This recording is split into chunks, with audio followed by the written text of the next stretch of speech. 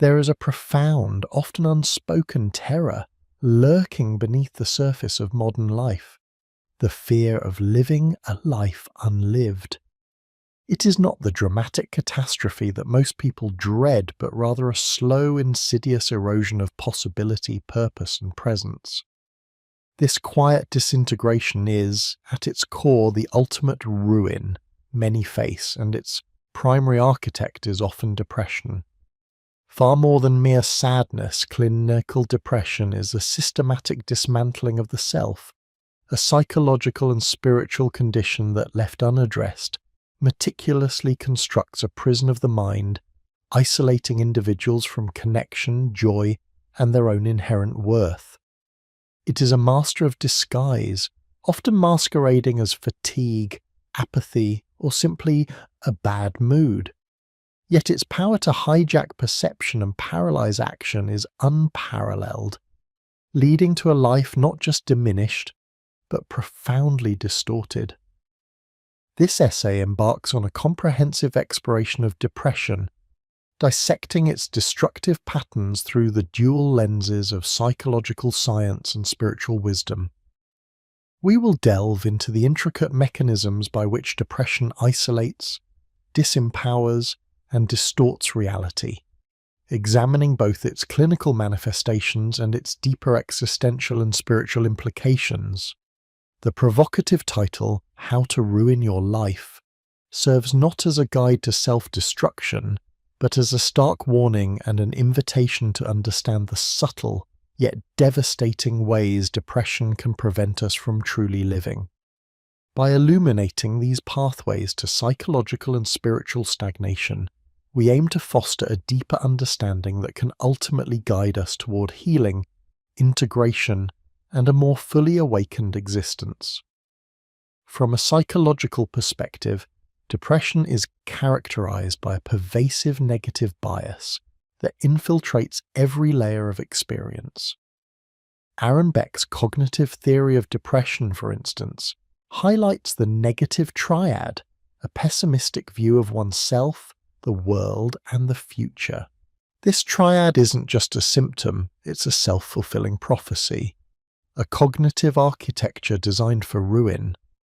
Individuals become trapped in patterns of rumination, endlessly replaying negative thoughts and perceived failures, while simultaneously experiencing learned helplessness, a phenomenon identified by Martin Seligman, where repeated exposure to uncontrollable negative events leads to a resignation that one's actions are futile.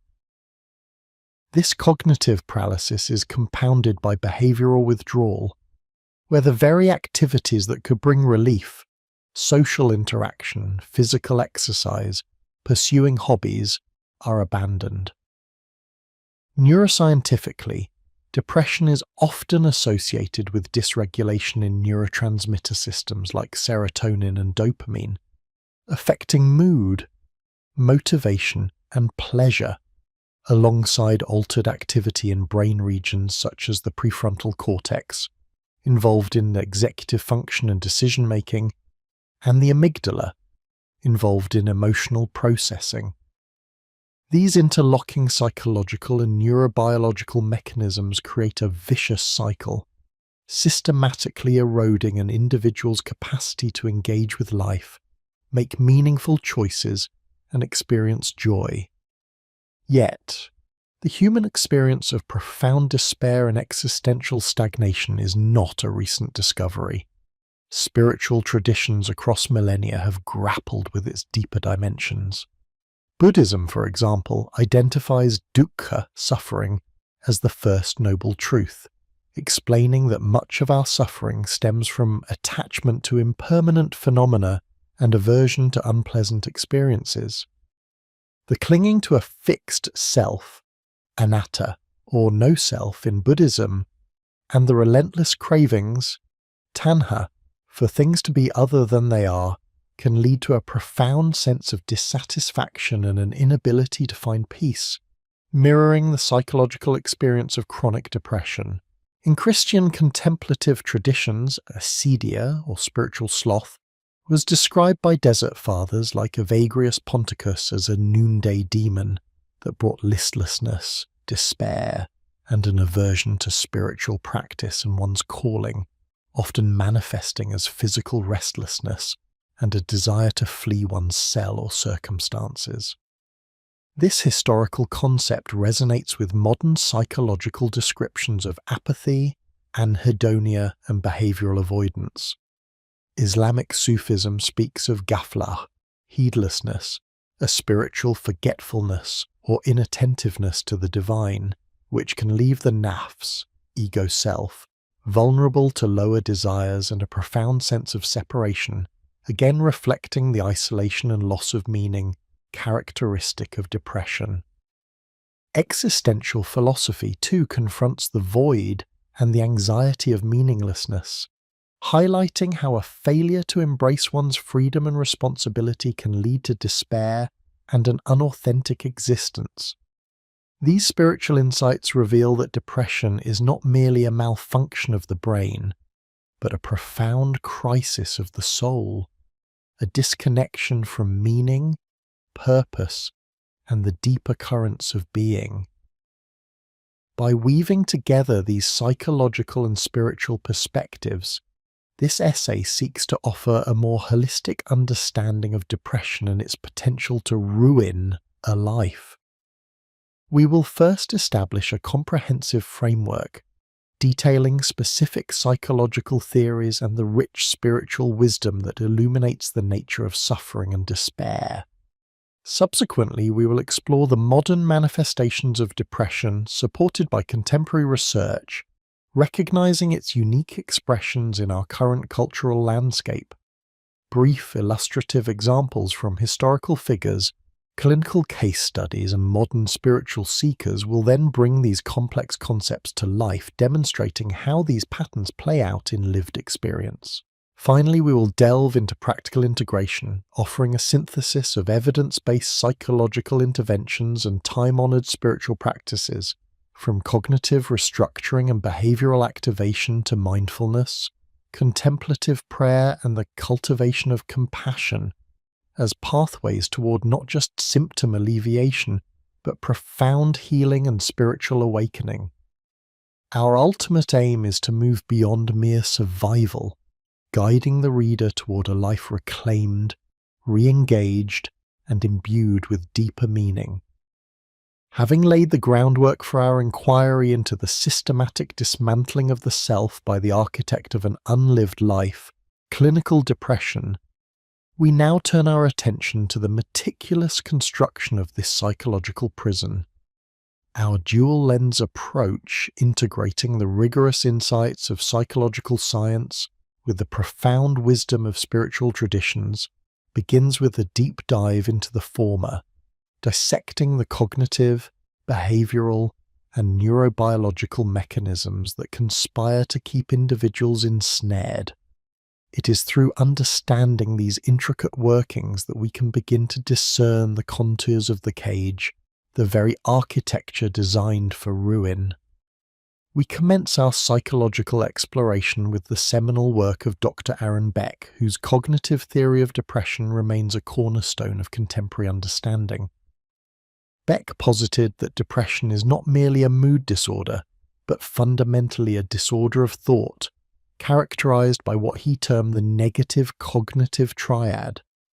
This triad comprises three pervasive negatively biased perspectives: a negative view of the self, a negative view of the world, and a negative view of the future. We perceive the self as flawed, inadequate, and worthless, the world as demanding, unfair, and hostile, and the future as bleak, hopeless, and unchangeable. This is not merely a fleeting pessimism.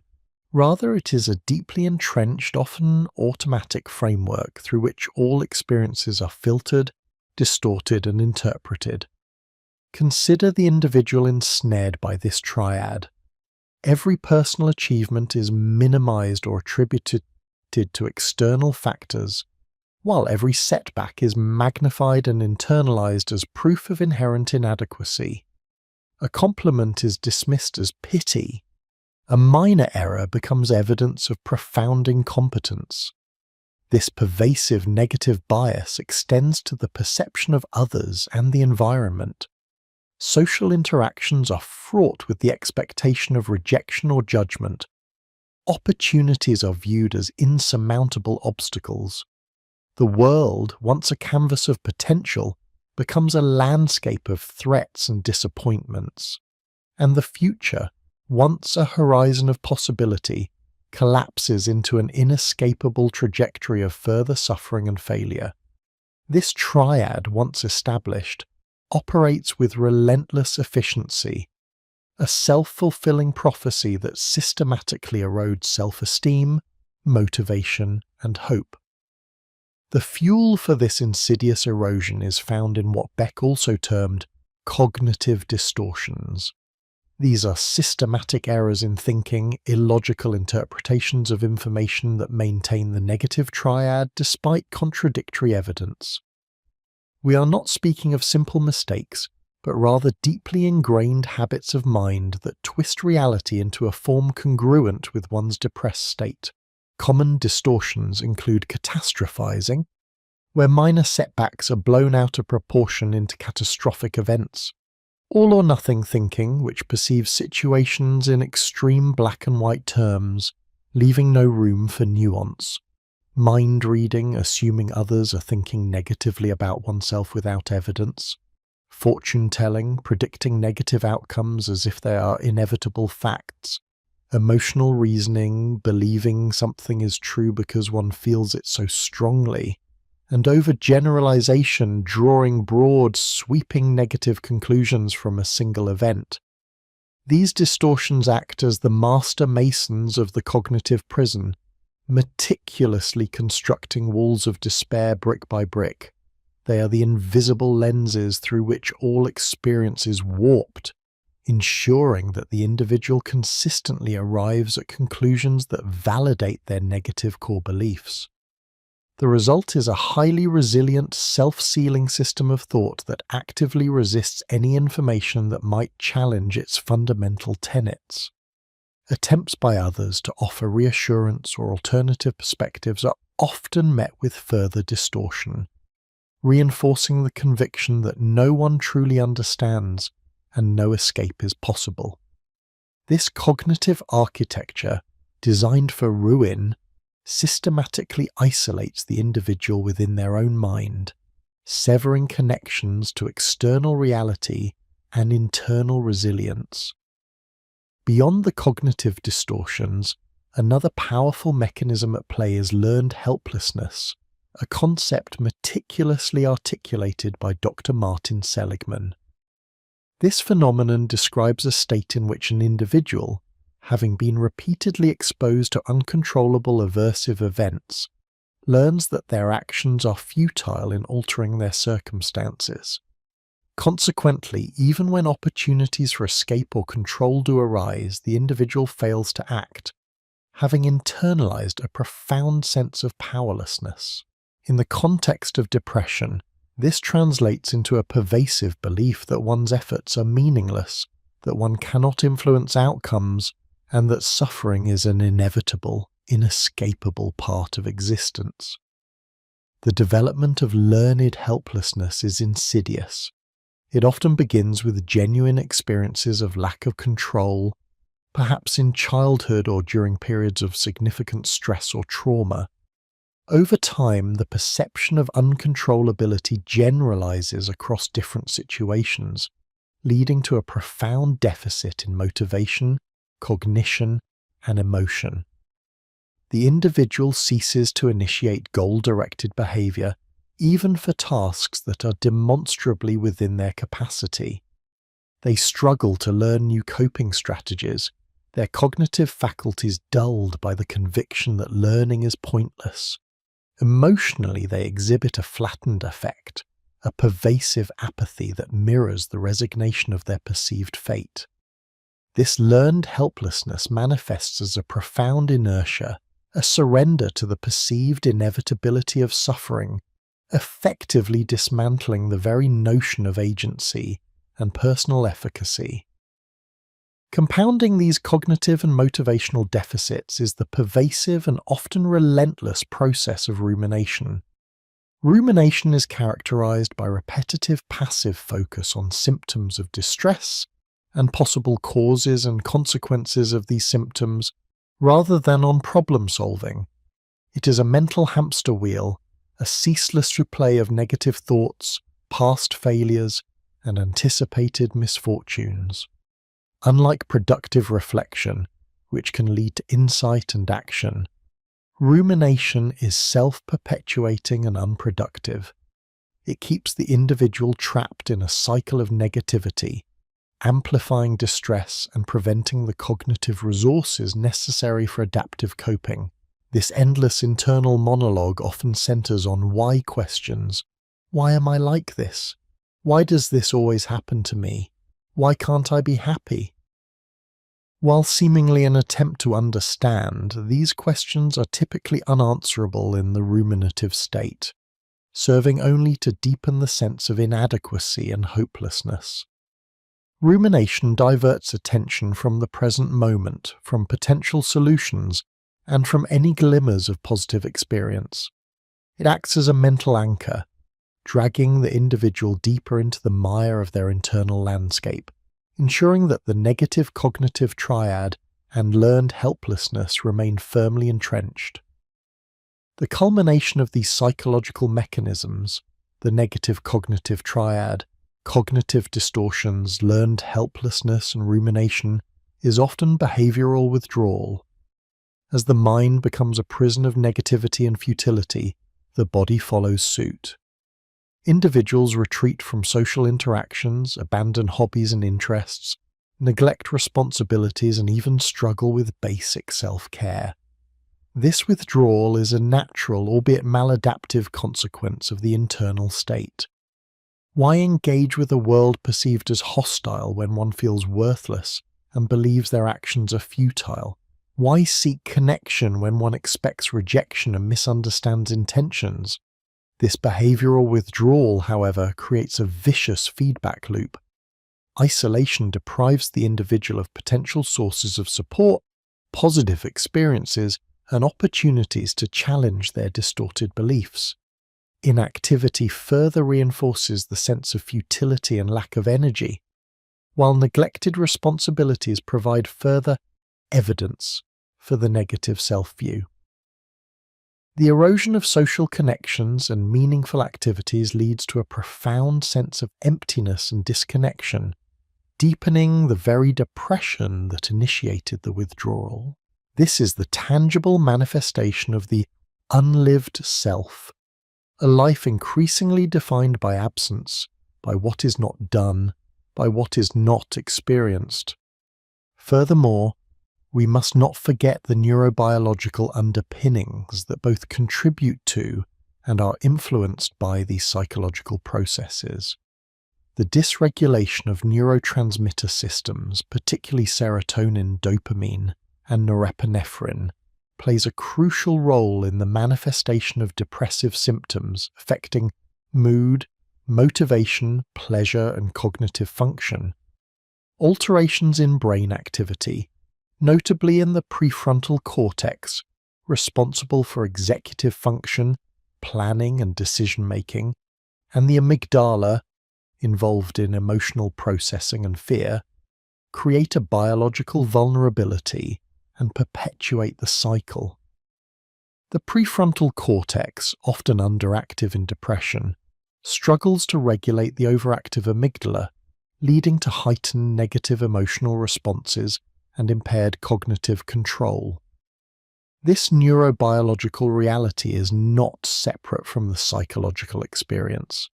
Rather, it is deeply intertwined, a continuous feedback loop where distorted thoughts influence brain chemistry, and altered brain chemistry predisposes to negative thought patterns and behaviors. Thus, from a psychological perspective, depression meticulously constructs a prison of the mind.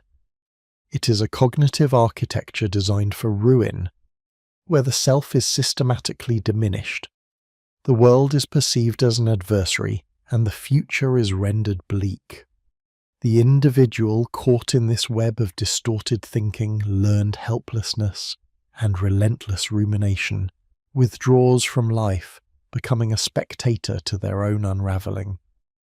The unlived self in this context is not merely a metaphor, it is the lived reality of an existence progressively stripped of agency, joy, and meaning, meticulously orchestrated by the very mechanisms we have begun to dissect. Yet while psychological science offers invaluable insights into the mechanics of this suffering, it alone cannot fully encompass the profound depths of despair that have troubled humanity across millennia. The crisis of the unlived self often transcends mere cognitive errors or neurochemical imbalances, touching upon questions of purpose, meaning, and spiritual connection. It is to these deeper existential dimensions, explored through the rich tapestry of spiritual traditions, that we shall turn our attention in our subsequent considerations, seeking to understand how ancient wisdom has grappled with the very essence of human suffering and the path toward a truly lived life.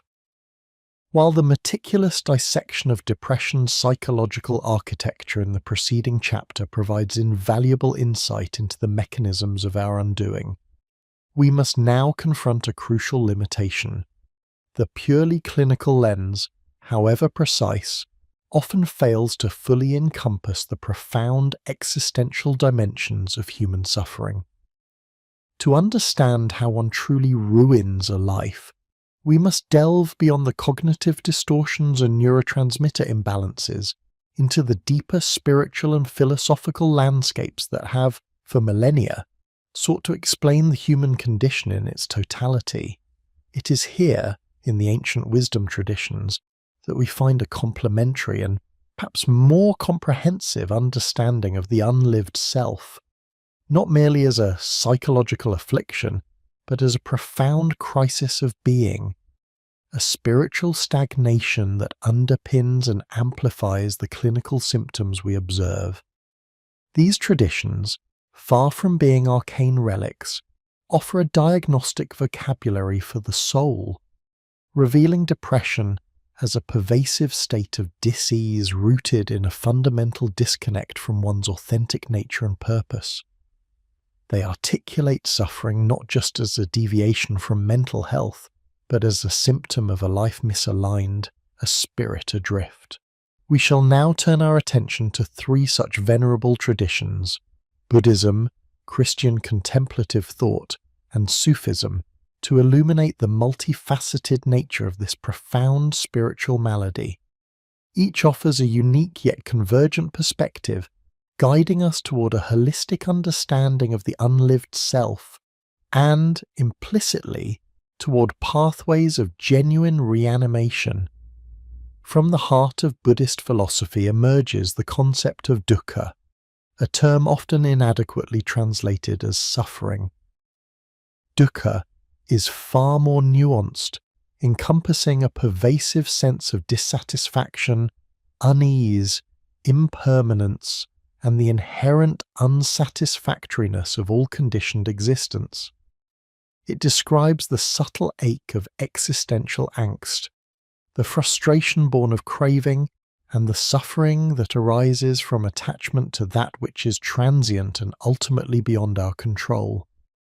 The unlived self, when viewed through the lens of dukkha, is a self perpetually striving, perpetually grasping, yet never truly finding lasting contentment. It is caught in the endless cycle of desire and aversion, constructing a reality based on illusion and attachment, thereby guaranteeing its own suffering. The negative cognitive triad, the pervasive negative bias, and the learned helplessness described earlier are not merely psychological phenomena. They are manifestations of a mind deeply entangled in dukkha.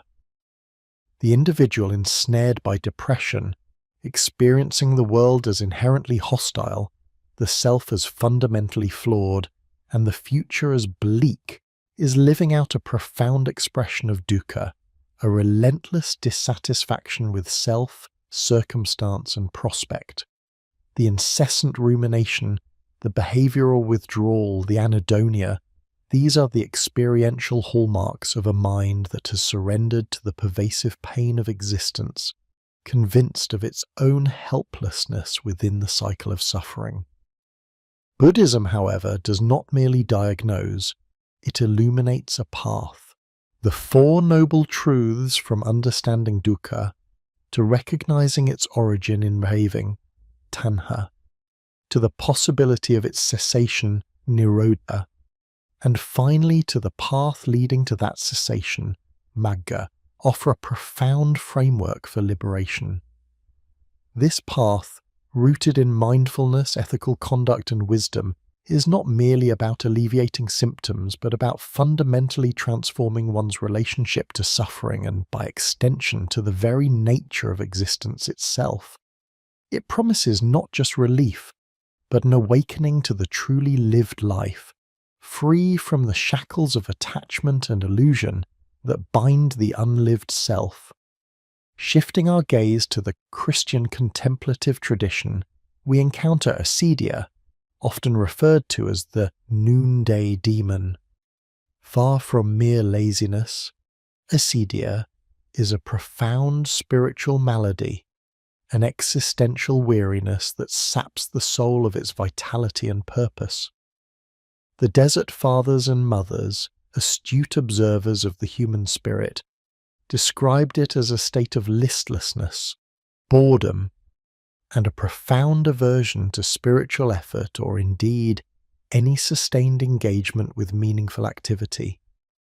It manifests as a deep-seated dissatisfaction with one's current state, a restless desire to be elsewhere, a pervasive sense of meaninglessness, and a loss of joy in the divine or in life itself. The individual afflicted by acedia experiences a flattening of affect, a deep anhedonia where nothing seems to matter, and a spiritual inertia that mirrors the profound lack of motivation seen in clinical depression. This is the unlived self retreating into a barren interior landscape, feeling abandoned by grace, devoid of purpose, and utterly exhausted by the mere act of existing. Acedia is a refusal of the present moment, a flight from the demands of the soul, and a surrender to a pervasive sense of futility. It is the spiritual counterpart to learned helplessness, where the will to engage, to strive, to connect is systematically eroded. The noonday demon seeks to convince the individual that all effort is pointless, that spiritual pursuits are tedious, and that any attempt at self-improvement or connection is ultimately futile. This insidious erosion of hope and purpose directly contributes to the construction of a psychological prison, trapping the unlived self in a desolate present, devoid of a meaningful past or a hopeful future. The Christian contemplative path, however, offers an antidote. Through practices of prayer, meditation, and radical presence, it seeks to re-engage the soul with its divine source, to restore a sense of purpose and meaning, and to cultivate a profound joy that transcends fleeting circumstances. It is a call to awaken from spiritual slumber and embrace the fullness of the present moment, thereby reclaiming the lived self from the clutches of existential despair. Finally, we turn to the Sufi tradition, the mystical branch of Islam, which introduces the concept of ghafla, or heedlessness. Ghafla signifies a state of forgetfulness, spiritual slumber, or unconsciousness, a profound unawareness of one's true nature, one's divine origin, and one's ultimate purpose. It is to live an unexamined life, engrossed in worldly distractions, material pursuits, and the ephemeral concerns of the ego, thereby neglecting the inner self and its profound connection to the divine. The unlived self in the Sufi context is one that is spiritually adrift, lost in the illusion of separation, and consequently experiencing a deep-seated emptiness and dissatisfaction that worldly achievements can never truly fill. This heedlessness manifests as a pervasive lack of mindfulness, a failure to be present, and a constant seeking of external validation or distraction to fill an internal void. The relentless pursuit of external markers of success, the compulsive engagement with social media, the constant need for stimulation, these are all symptoms of ghafla, of a self that has forgotten its deeper essence and is desperately trying to construct meaning from superficiality. When these external sources inevitably fail to provide lasting fulfillment, the unlived self collapses into the despair and meaninglessness characteristic of depression. The Sufi path, through practices of remembrance, dhikr, contemplation, muraqabah, and self-inquiry, aims to awaken the individual from this spiritual slumber. It seeks to cultivate a profound awareness of the divine presence within and around, to remember one's true identity beyond the ego, and to live a life imbued with purpose and conscious connection. By shedding the veil of ghafla, the individual begins to dismantle the unlived self and step into a life of profound presence, inner peace, and authentic spiritual engagement. In synthesizing these profound insights, we discern a powerful convergent truth. Depression, in its most profound manifestation, is not merely a clinical disorder amenable solely to psychological or pharmaceutical intervention. It is fundamentally a crisis of the soul, an existential stagnation where the unlived self is most acutely felt. Whether described as dukkha, acedia, or ghafla, the underlying experience is one of profound disconnect, a pervasive sense of meaninglessness, and a life lived in a state of spiritual impoverishment. The psychological mechanisms we explored in Chapter 2, the negative cognitive triad, learned helplessness, rumination, behavioral withdrawal, are revealed as the concrete expressions of these deeper spiritual maladies. They are the cognitive architecture designed for ruin, meticulously constructed by a self that has forgotten its potential, abandoned its purpose, and succumbed to the pervasive illusion of separation and futility. Understanding depression through this holistic lens, integrating the scientific with the spiritual, is paramount.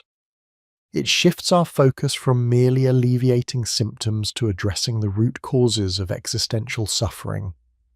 It opens pathways not just to symptom management, but to profound healing, reanimation, and the cultivation of a truly lived life.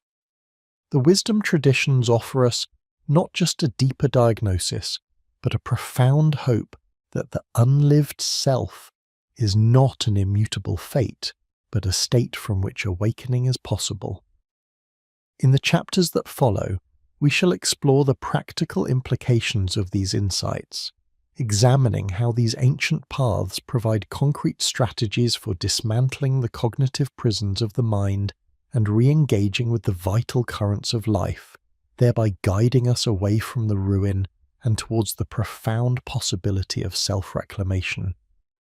Having traversed the intricate psychological landscape and plumbed the profound spiritual depths of depression, we now arrive at a pivotal juncture, the transition from understanding to action.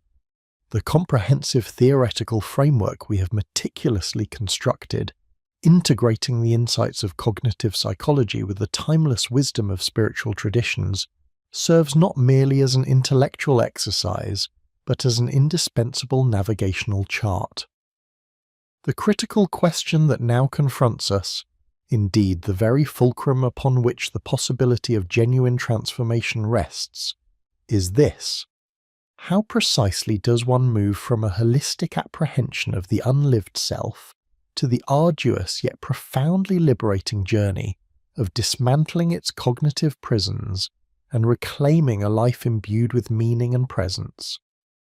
We contend that the path to profound healing and spiritual awakening is not linear, nor is it solely psychological or spiritual in isolation.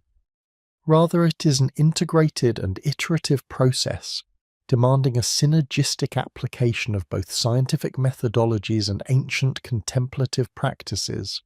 The psychological mechanisms we have elucidated, the negative cognitive triad, learned helplessness, rumination, and behavioral withdrawal, are not merely symptoms to be managed, but are, in essence, the very architecture of the cognitive prison, the tangible expressions of dukkha, acedia, and ghafla. To dismantle this edifice requires a multi-pronged approach that addresses both its structural integrity and its underlying existential foundations. Our initial foray into practical application begins with the direct confrontation of distorted thought patterns, the very bedrock of the negative triad. Here, cognitive behavioral therapy, CBT, emerges as an indispensable psychological tool, a rigorously tested methodology designed to identify, challenge, and ultimately restructure maladaptive cognitions. We observe that the depressive mind, as conceptualized by Beck, meticulously constructs a pervasive negative bias, filtering reality through a lens of pessimism regarding the self, the world, and the future. This bias is sustained by a repertoire of cognitive distortions, catastrophizing, all-or-nothing thinking, personalization, overgeneralization, each acting as a reinforcing pillar within the mental prison. The therapeutic process within CBT empowers individuals to become astute observers of their own internal monologue. Through guided introspection and structured exercises, one learns to externalize these thoughts, to recognize them not as immutable truths, but as transient mental events. We scrutinize the evidence supporting these negative beliefs, often finding it sparse or entirely absent. We explore alternative interpretations of events, thereby loosening the grip of the default depressive narrative. This systematic deconstruction of cognitive distortions directly addresses the psychological manifestation of dukkha, the suffering born from attachment to distorted perceptions of reality. By challenging the negative self-narrative, we begin to chip away at the identification with the limited, suffering self, a crucial step in disentangling from the illusory self that dukkha perpetuates. Similarly, the meticulous identification of automatic negative thoughts and core beliefs serves to illuminate the subtle ways in which acedia manifests as a pervasive sense of inadequacy and futurelessness, and how ghafla is sustained by a continuous internal dialogue that distracts from one's authentic nature. Yet cognitive restructuring, while foundational, is often insufficient on its own. The pervasive belief in futility characteristic of learned helplessness, coupled with the inertia of behavioral withdrawal, demands a complementary strategy. This is where behavioral activation, BA, becomes critically important. Learned helplessness, as Seligman demonstrated, is the profound conviction that one's actions are inconsequential in altering negative outcomes.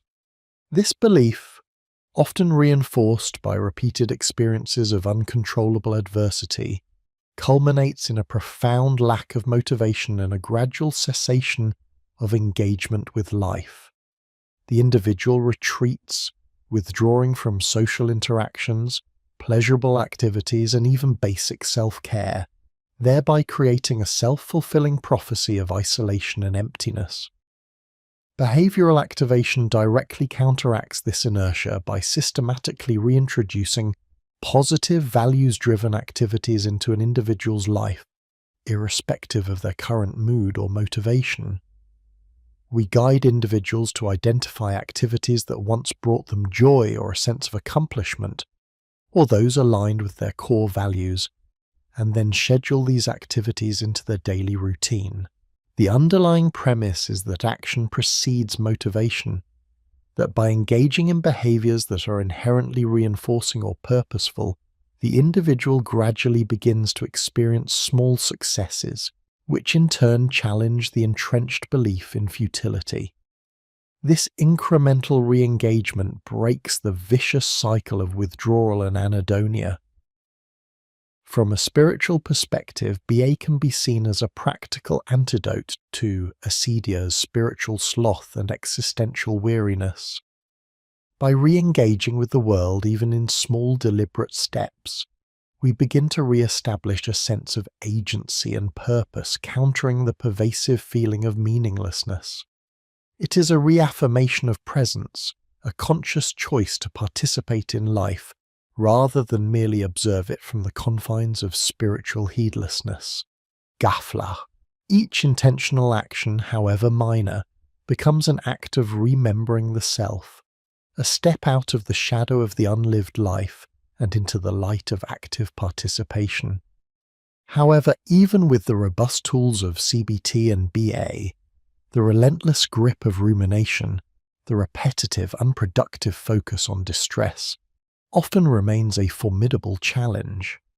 This is where the profound wisdom of contemplative traditions, particularly mindfulness and meditation, offers an essential pathway to liberation. Rumination traps the mind in a ceaseless loop of past regrets and future anxieties, amplifying suffering and preventing any genuine engagement with the present moment. It is a mental habit that deepens the identification with dukkha, feeding the cycle of craving and aversion by constantly replaying distressing narratives. Mindfulness meditation is not merely a relaxation technique. It is a rigorous mental training designed to cultivate present moment awareness and non-judgmental observation. We instruct individuals to bring their attention to the breath, to bodily sensations, to sounds, and to the arising and passing of thoughts and emotions without becoming entangled in their content. The practice fosters a detached observation, allowing one to witness thoughts as transient phenomena, rather than identifying with them as an immutable aspect of the self. This cultivation of metacognitive awareness, the ability to observe one's own thinking, is revolutionary for those trapped in rumination. It creates a critical distance, a space between the self and the thought, thereby breaking the compulsive cycle of repetitive distress. From a Buddhist perspective, mindfulness is the direct path to understanding dukkha's impermanence and the illusory nature of the self. By observing the fleeting nature of thoughts, emotions, and sensations, one begins to recognize that all phenomena are impermanent, unsatisfactory, and non-self. This realization, cultivated through sustained practice, fosters detachment from craving and aversion, the very roots of suffering. In the context of acedia, mindfulness brings attention to the present, countering the future-oriented despair and the subtle avoidance of immediate experience. For ghafla, it is the direct antidote to spiritual forgetfulness, bringing conscious awareness to the inherent richness and interconnectedness of the present moment, thereby reclaiming the unlived self by being fully present with the self, rather than lost in the distractions of the mind. As individuals begin to challenge distorted thoughts, re-engage with life, and cultivate present moment awareness, another critical element emerges as indispensable for profound healing: self-compassion and acceptance. The depressive mind is often characterized by an unrelenting inner critic, a harsh, judgmental voice that perpetuates feelings of worthlessness and inadequacy. This internal antagonism is a significant barrier to healing, locking individuals into a cycle of shame and self-recrimination. Self-compassion, as elucidated by modern psychology, involved Kristin Neff, involves treating oneself with the same kindness, care, and understanding one would offer a dear friend experiencing difficulty. Comprises three interconnected components: self-kindness, being warm and understanding toward oneself rather than harshly self-critical; Common humanity, recognizing that suffering and personal inadequacy are part of the shared human experience, rather than feeling isolated or unique in one's struggles. And mindfulness, holding one's painful thoughts and emotions in balanced awareness, neither suppressing them nor over-identifying with them. This radical act of self-kindness directly counteracts the pervasive self-criticism inherent in depression, softening the internal landscape and creating a fertile ground for healing. Spiritually, the concept of self-compassion resonates deeply with ancient traditions.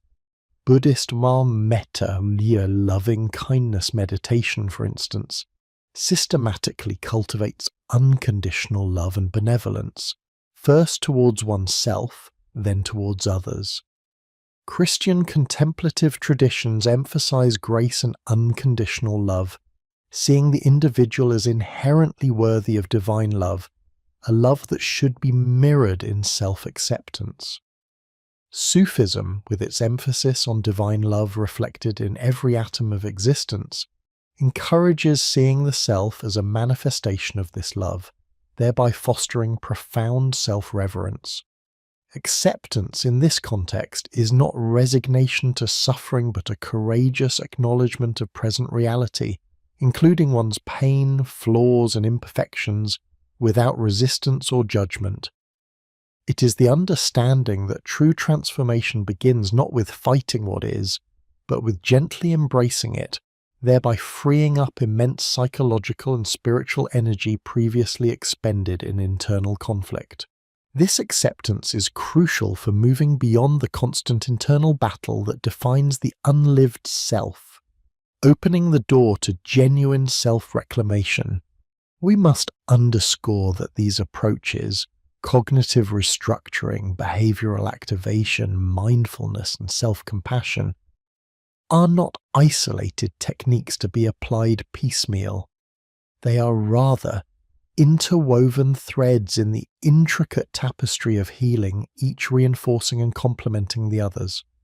The journey from the unlived self to a life of presence and meaning is not a quick fix, but a sustained, often arduous practice demanding consistent effort, patience, and unwavering commitment. It is a process of gradually remembering the self, of painstakingly dismantling the cognitive and spiritual prisons, brick by brick, thought by thought, action by action. Each step, however small, is an act of courage, a defiance against the insidious erosion of the self. As we continue our exploration, we shall delve deeper into the practical application of these integrated strategies, examining specific exercises, exploring the role of therapeutic relationships, and considering the broader implications of cultivating purpose and transcendence. The path is challenging, but the promise of reclaiming one's authentic life, of truly living rather than merely existing, is a beacon that guides us onward. The crisis of being that depression represents can, indeed, become a profound catalyst for awakening, a crucible in which the unlived self is transformed into a vibrant, engaged, and spiritually resonant being. The subsequent chapters will illuminate the further dimensions of this transformative journey, outlining not only the practical methodologies but also the deeper existential shifts required to sustain this profound reorientation of the self. Having meticulously delineated the insidious erosion of the self under the dominion of depression, a psychological prison and a crisis of the soul, we now turn our collective gaze from diagnosis to intervention, from understanding the architecture of ruin to actively constructing a path toward restoration. It is one thing to comprehend the intricate mechanisms of the negative cognitive triad, learned helplessness, rumination, behavioral withdrawal, and the spiritual maladies of dukkha, acedia, and ghafla. It is quite another to systematically dismantle these oppressive structures and cultivate the fertile ground from which the unlived self, may finally blossom into presence. This chapter, therefore, moves beyond theoretical exposition to the pragmatic application of integrated strategies, exploring the specific exercises, the pivotal role of therapeutic relationships, and the profound implications of cultivating purpose and transcendence as an antidote to existential stagnation.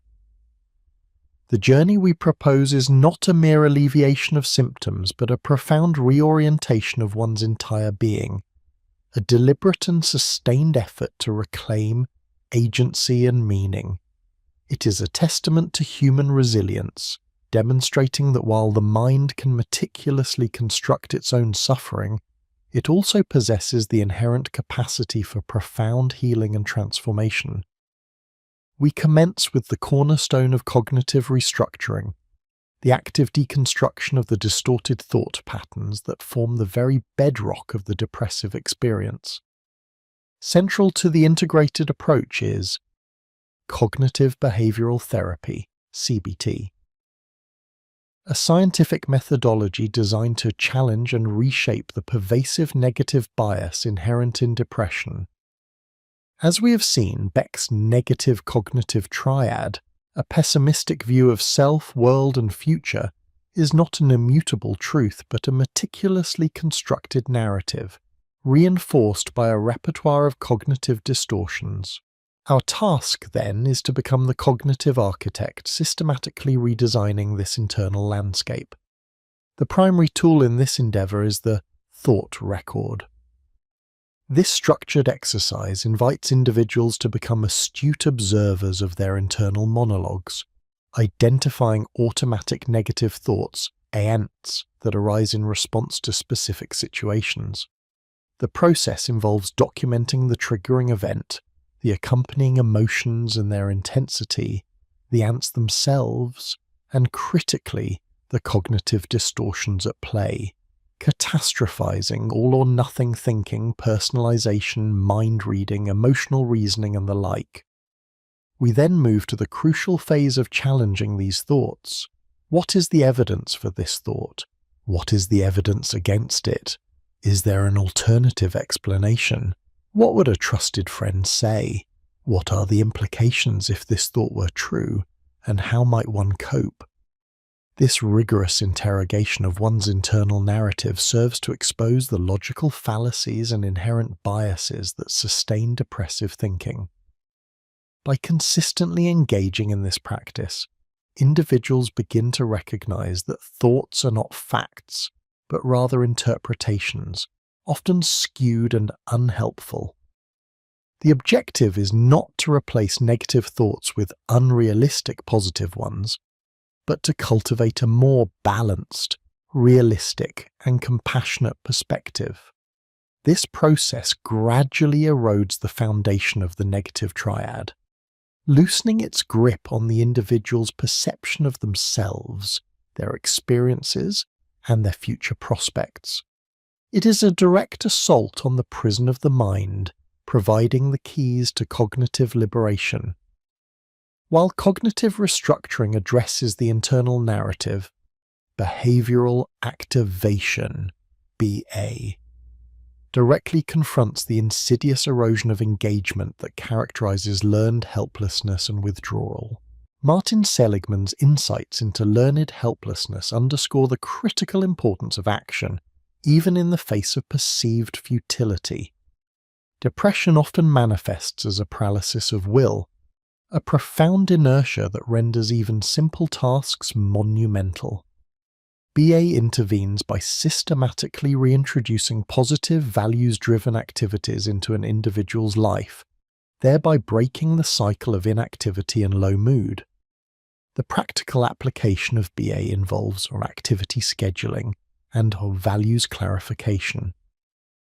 We guide individuals to identify activities that historically brought them pleasure or a sense of accomplishment, mastery, or that align with their core values, even if the current depressive state diminishes their perceived appeal. These activities are then scheduled and meticulously tracked, regardless of the initial lack of motivation or enjoyment. The emphasis is on doing rather than waiting for motivation to strike. Starting small, a 5-minute walk, listening to a favourite song, contacting a friend is crucial. As individuals engage in these behaviours, they begin to experience subtle shifts in mood, increased energy, and a renewed sense of efficacy. This systematic re-engagement with life serves multiple purposes. It provides opportunities for positive reinforcement, directly counteracting the belief in one's powerlessness. It disrupts the pervasive rumination by redirecting attention outwards, and it fosters a sense of accomplishment, challenging the negative self-perception. From a spiritual perspective, BA acts as a potent antidote to acedia, the spiritual sloth and listlessness that paralyzes the soul. By actively pursuing values-aligned behaviors, individuals begin to cultivate a sense of purpose, gradually moving from a state of passive endurance to active participation in their own lives, thereby reclaiming aspects of the unlived self through intentional action. The incessant, self-referential loop of rumination is a hallmark of depression, trapping individuals in a relentless cycle of past regrets and future anxieties. Here, mindfulness and meditation offer a profound pathway to liberation. Drawing heavily from Buddhist traditions, mindfulness is the practice of paying attention to the present moment, on purpose and non-judgmentally. It is not about emptying the mind or achieving a state of blissful calm, but rather about cultivating an awareness of one's thoughts, emotions, and bodily sensations as they arise, without getting entangled in their narrative. Formal mindfulness practices include breath awareness meditation and the body scan. In breath awareness, attention is gently brought to the sensation of the breath, serving as an anchor to the present moment. When the mind inevitably wanders, as it will, the practice is simply to notice the distraction and kindly return attention to the breath. The body scan involves systematically bringing awareness to different parts of the body, noticing sensations without judgment, thereby fostering a deeper connection to the physical self and grounding one in the present. Informal mindfulness conversely integrates this attentive awareness into daily activities.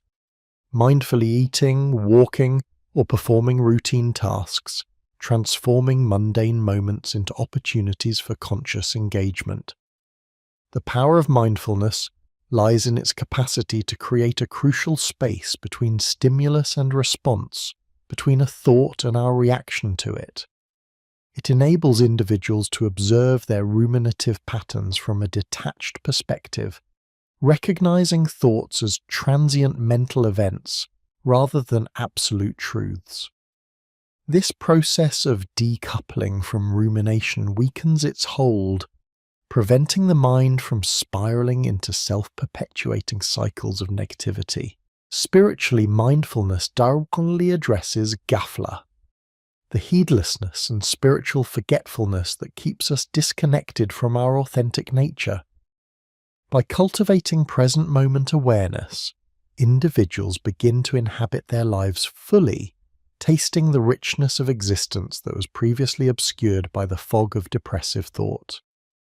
Perhaps one of the most destructive facets of depression is the relentless inner critic, a harsh taskmaster that perpetuates feelings of worthlessness and shame.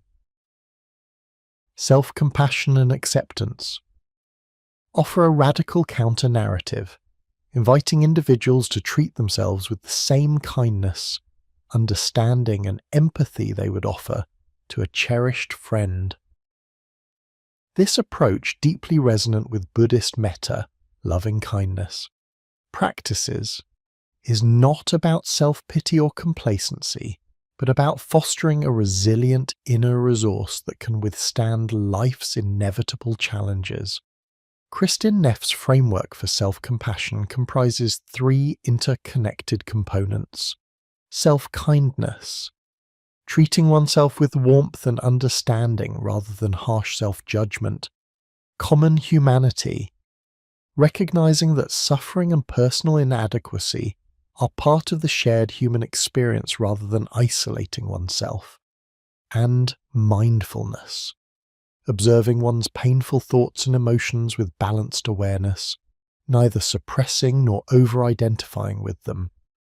Practical exercises include self-compassion breaks, where one acknowledges a moment of suffering, connects to the common human experience of suffering, and offers oneself a phrase of kindness, e.g., "May I be kind to myself, may I be free from suffering."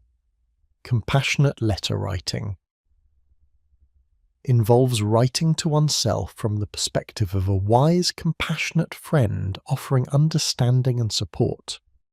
These practices systematically dismantle the internal critic, replacing its corrosive voice with one of nurturing acceptance. This radical shift in self-perception is vital, for true healing cannot occur in an atmosphere of constant self-condemnation.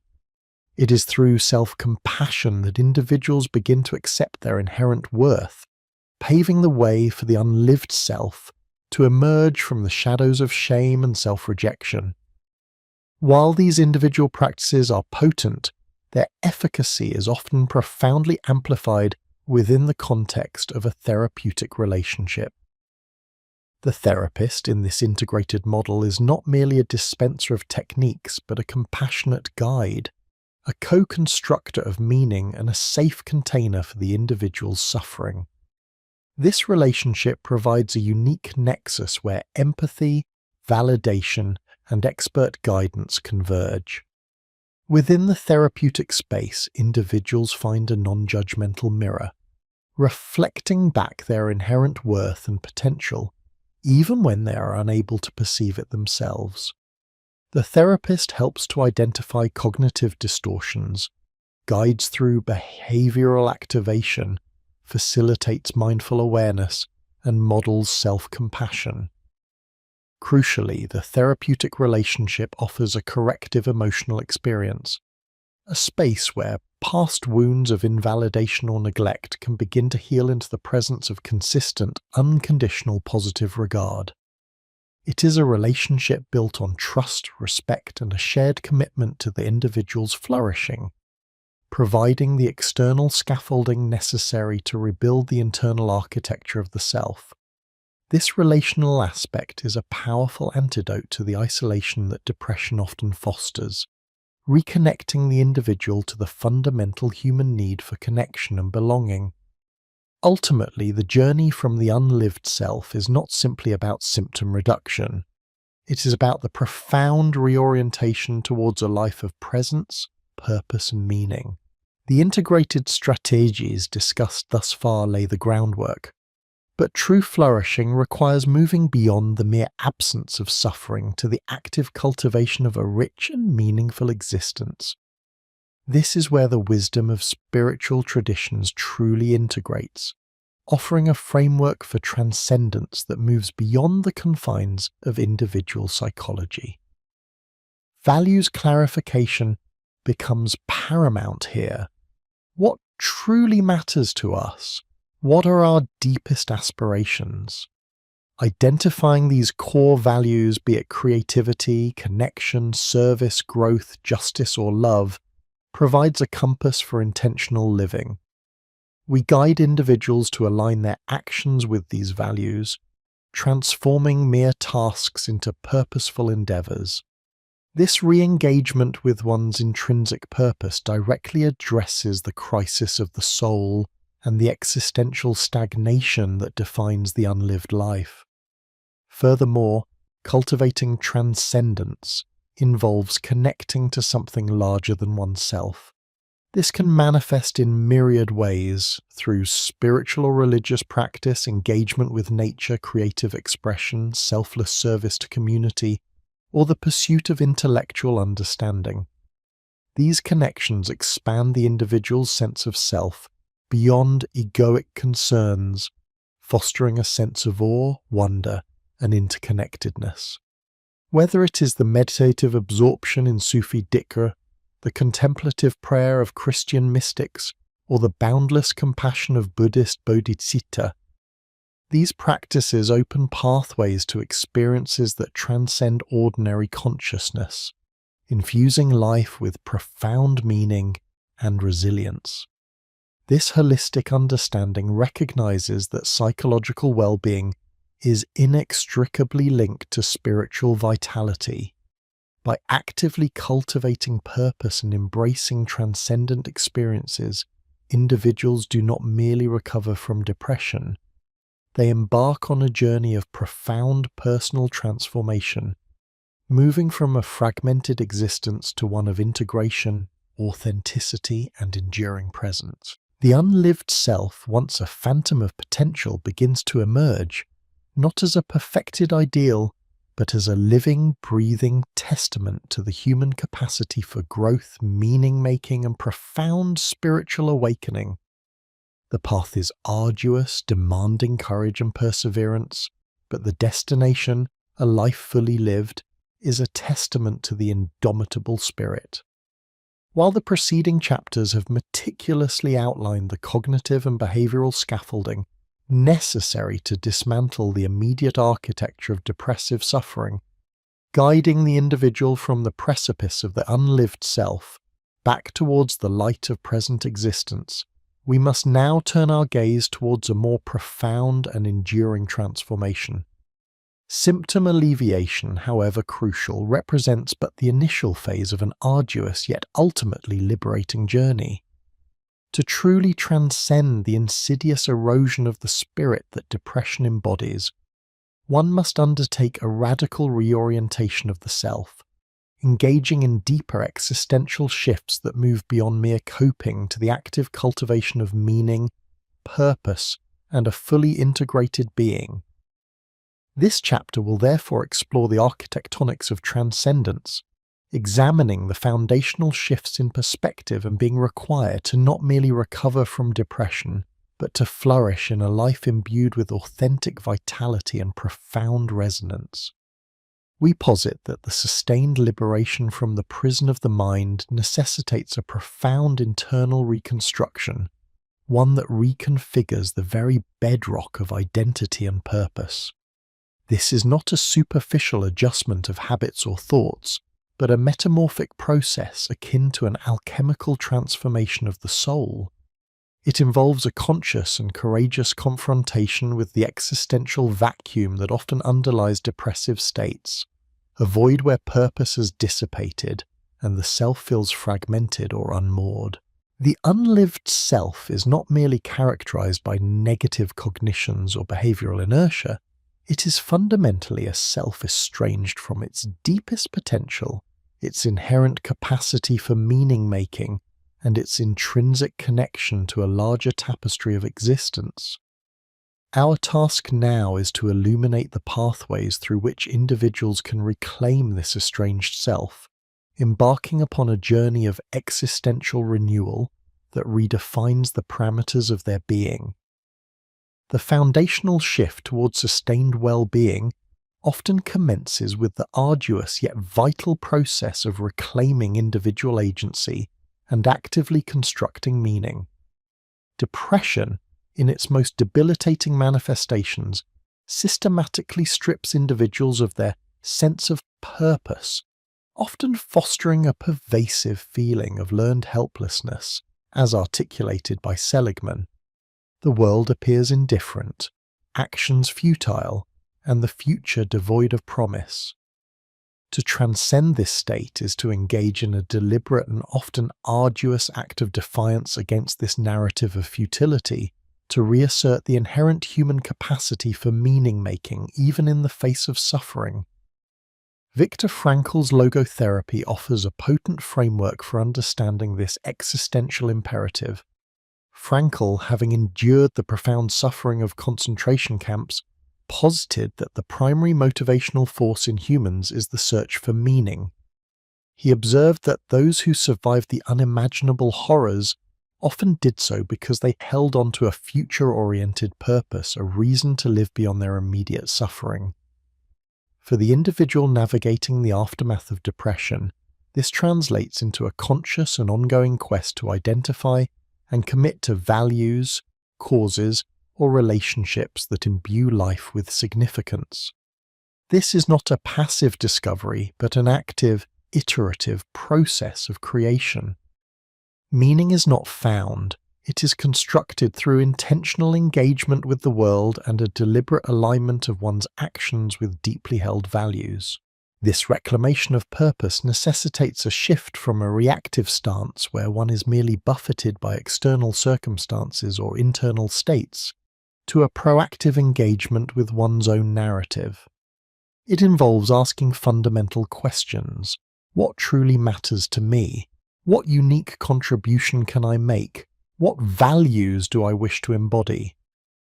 The answers, often elusive in the grip of depression, begin to crystallize as the cognitive distortions recede and behavioral activation reestablishes a connection with life. This is where the therapeutic insights of CBT and BA converge with deeper existential inquiry. Thought records, initially used to challenge negative cognitions, can evolve into tools for value clarification, revealing underlying beliefs about what constitutes a good life.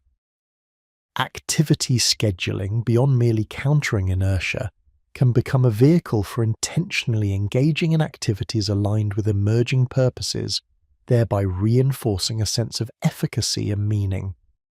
Moreover, the cultivation of agency extends beyond mere personal fulfillment to encompass a sense of responsibility towards oneself and others. This responsibility, far from being a burden, becomes a powerful source of meaning. It is the recognition that one's life, however small it may seem, holds intrinsic value and possesses the potential to impact the world, even if only within one's immediate sphere. This embrace of responsibility for one's choices, one's growth, and one's contribution is a profound antidote to the apathy and passivity that characterize the unlived self. It signifies a courageous step out of the shadows of self-absorption and into the light of reciprocal connection and active participation in the human endeavor. A critical, albeit often uncomfortable, dimension of existential transformation involves the shedding of the false self and the arduous journey towards authenticity and integration. The unlived self is frequently encased within a defensive construct, an identity meticulously crafted to avoid perceived threats, gain external validation, or conform to societal expectations. This false self, born of fear and insecurity, often becomes a primary perpetrator of the very estrangement it seeks to prevent. It is a persona, a mask worn so habitually that it becomes indistinguishable from true identity. Yet it is precisely this disjunction that fuels a pervasive sense of emptiness and inauthenticity. Drawing from various psychological and spiritual traditions, we understand this false self as an egoic construction that prioritizes external approval and avoids the vulnerability inherent in genuine self-expression. In Jungian psychology, this process might be understood as the shadow, the repressed aspects of the self being integrated into a more holistic psyche, moving towards individuation. In Buddhist and Sufi traditions, the concept of ego dissolution, or the unveiling of the true self, fitra, or original nature, speaks to a similar imperative. The crisis of the soul detailed in Chapter 3 is often a crisis of this false self, a breakdown of the unsustainable edifice erected to shield the vulnerable, authentic core. The work of shedding this false self is neither swift nor painless. It demands an unflinching self-awareness fostered by mindfulness practices, which allows one to observe the automatic patterns of thought, emotion, and behavior that constitute this persona. It requires the courage to dismantle long-held beliefs about who one should be, often inherited from family, culture, or past traumas. This process is inherently destabilizing as the familiar anchors of identity are loosened, revealing the raw, unadorned self beneath. Yet, It is precisely in this vulnerability that true strength resides, for authenticity is the bedrock of genuine connection and sustainable well-being. Integration, then, is the subsequent phase of this shedding. It is the arduous work of bringing together the disparate parts of the self, the light and the shadow, the strengths and the vulnerabilities, into a coherent and harmonious whole. This means embracing one's imperfections, acknowledging one's past wounds without being defined by them, and fostering a deep sense of self-compassion that transcends the inner critic. The inner critic, often a voice of the internalized false self, demands perfection and conformity, perpetuating a cycle of self-denial. Through self-compassion, as explored in Chapter 4, individuals learn to relate to their imperfections with kindness and understanding, thereby weakening the grip of the false self and paving the way for a more integrated, authentic existence. This integrated self is not impervious to suffering, but it possesses a profound resilience, rooted in its truthfulness, its coherence, and its capacity for genuine self-acceptance. A significant and often overlooked aspect of enduring transformation lies in the courageous embrace of the inherent existential paradoxes of human existence, impermanence, suffering, and the profound freedom that arises from their acceptance. Depression frequently manifests as a desperate resistance to these fundamental truths. The desire for permanence, for control, for an absence of pain creates a rigid psychological framework that inevitably clashes with the fluid, unpredictable, and often painful reality of life. This resistance, as explored through Buddhist dukkha, is a primary source of suffering. To transcend the unlived self is to cultivate a radical acceptance of impermanence, anicca, the ceaseless flux of all phenomena, the ephemeral nature of joy and sorrow, success and failure. This does not imply resignation, but rather a liberation from the futile struggle to hold on to what cannot be held. When we cease to cling to specific outcomes, identities, or states of being, a profound spaciousness emerges, allowing for greater adaptability and resilience. Mindfulness practices, in their emphasis on observing the arising and passing of thoughts and sensations without attachment, are instrumental in fostering this non-clinging awareness. They teach us to witness the ever-changing landscape of inner and outer experience without being swept away by it, thereby diminishing the power of rumination and the rigidity of depressive thought patterns. Similarly, the embrace of suffering is not a masochistic endorsement of pain, but a recognition of its undeniable presence as an intrinsic component of the human condition. Life, by its very nature, involves loss, disappointment, illness, and ultimately death. The unlived self often retreats from these realities, constructing elaborate defenses or succumbing to despair. However, as many wisdom traditions attest, it is often through the crucible of suffering that profound growth and insight are forged. Christian contemplation, for instance, speaks to the transformative power of embracing the cross, not as an end, but as a passage to resurrection. Sufi traditions often emphasize the purification of the heart through trials and tribulations.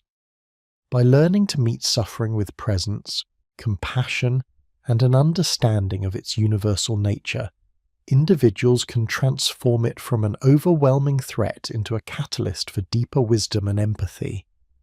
This shift moves us beyond the personal anguish of "why me?" to a more expansive recognition of shared humanity. Crucially, this acceptance of impermanence and suffering does not lead to nihilism, but to a profound sense of freedom. When one is no longer bound by the illusion of control or the desperate avoidance of pain, a vast interior landscape of choice opens up. This is the freedom to respond to life's challenges with intentionality rather than reactivity, to find meaning even in adversity, and to live more fully in the present moment. It is the freedom to choose one's attitude, as Frankl observed, even when external circumstances are beyond control. This existential freedom, born of acceptance, is the ultimate antidote to the psychological entrapment of depression, allowing the individual to navigate the complexities of life with an authentic sense of agency and an unshakable inner resilience.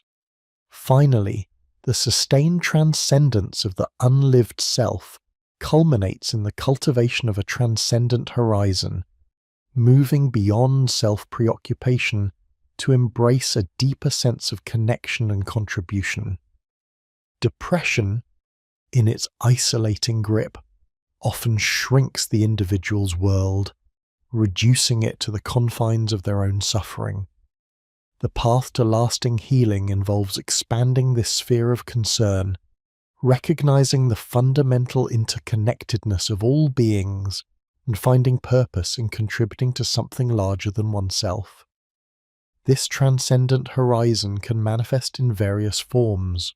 For some, it is a deepened connection to community, engaging in acts of service, fostering meaningful relationships, and participating actively in the collective human endeavor. The loneliness and isolation characteristic of depression are directly countered by genuine social engagement, which provides not only support but also opportunities for reciprocal care and shared purpose. For others, it might involve a profound connection to nature, finding solace and inspiration in the vastness and beauty of the natural world, thereby shifting perspective from individual suffering to the grandeur of the cosmos. For many, this transcendent shift involves a spiritual awakening or a deepening of existing spiritual practices. Drawing upon the insights of Buddhist compassion, Christian contemplation, or Sufi daikar, remembrance, individuals can cultivate a sense of unity with something greater than their individual ego. This might be understood as a connection to a divine presence, a universal consciousness, or simply a profound sense of interconnectedness with all life. This spiritual dimension offers a framework for understanding suffering within a larger context, imbuing life with ultimate meaning and fostering a sense of peace that transcends worldly vicissitudes. It provides a moral compass, guiding actions towards altruism, empathy, and justice, thereby moving beyond the self-referential narratives of depressive thought. The ultimate expression of this transcendent horizon is often found in selfless contribution. When individuals move beyond the struggle for personal survival and begin to channel their energies into making a positive impact on the world, whether through creative expression, advocacy, mentorship, or simple acts of kindness, they tap into a wellspring of profound meaning and fulfillment. This act of giving, paradoxically, is one of the most potent remedies for the emptiness of the unlived self. It shifts the focus from what one lacks to what one can offer, transforming the experience of suffering into a source of wisdom that can illuminate the path for others. This is the ultimate reclamation of purpose, where the individual, having navigated the depths of despair, emerges not merely healed, but as a beacon of hope and an active participant in the ongoing work of human flourishing. In essence, the architectonics of transcendence represent a continuous process of becoming. It is the courageous journey from a life defined by its limitations and losses to one characterized by expansive possibility, profound authenticity, and an unwavering commitment to purpose beyond personal gain. This is not the end of suffering, for suffering is woven into the fabric of existence, but it is the end of suffering from the unlived self. It is the awakening to a life fully inhabited, deeply felt and richly contributed, transforming the very meaning of existence from a burden to a profound privilege. The psychology of depression, initially presented as a guide to ruin, thus becomes a profound manual for resurrection, for the profound and courageous art of living. We now turn our collective gaze towards the culminating steer of this transformative journey, the architectonics of transcendence. This is not merely an alleviation of symptoms, a return to a baseline of functionality, but a profound existential reorientation, a courageous dismantling of the internal prison to reveal the boundless vista of the unlived self, now ready to flourish. The ultimate aspiration, as we have posited, is to guide the individual from the profound internal suffering and isolation characteristic of depression to a life imbued with authentic presence, meaning, and engagement. This transition demands a meticulous and often arduous process of reclamation and recreation, a conscious ascent from the depths of despair to the heights of spiritual and psychological integration. The first pillar in this architecture of transcendence is the reclamation of purpose and agency. The depressive state, as we have extensively documented, is a master of disguise, often manifesting as a pervasive sense of futility, a learned helplessness that extinguishes the very spark of intentionality.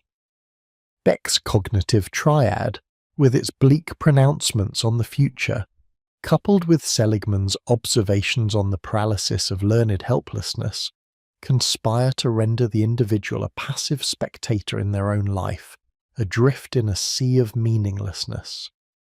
To transcend this, we must ignite the dormant pilot light of the will, recalling the individual to their inherent capacity for choice and self-direction.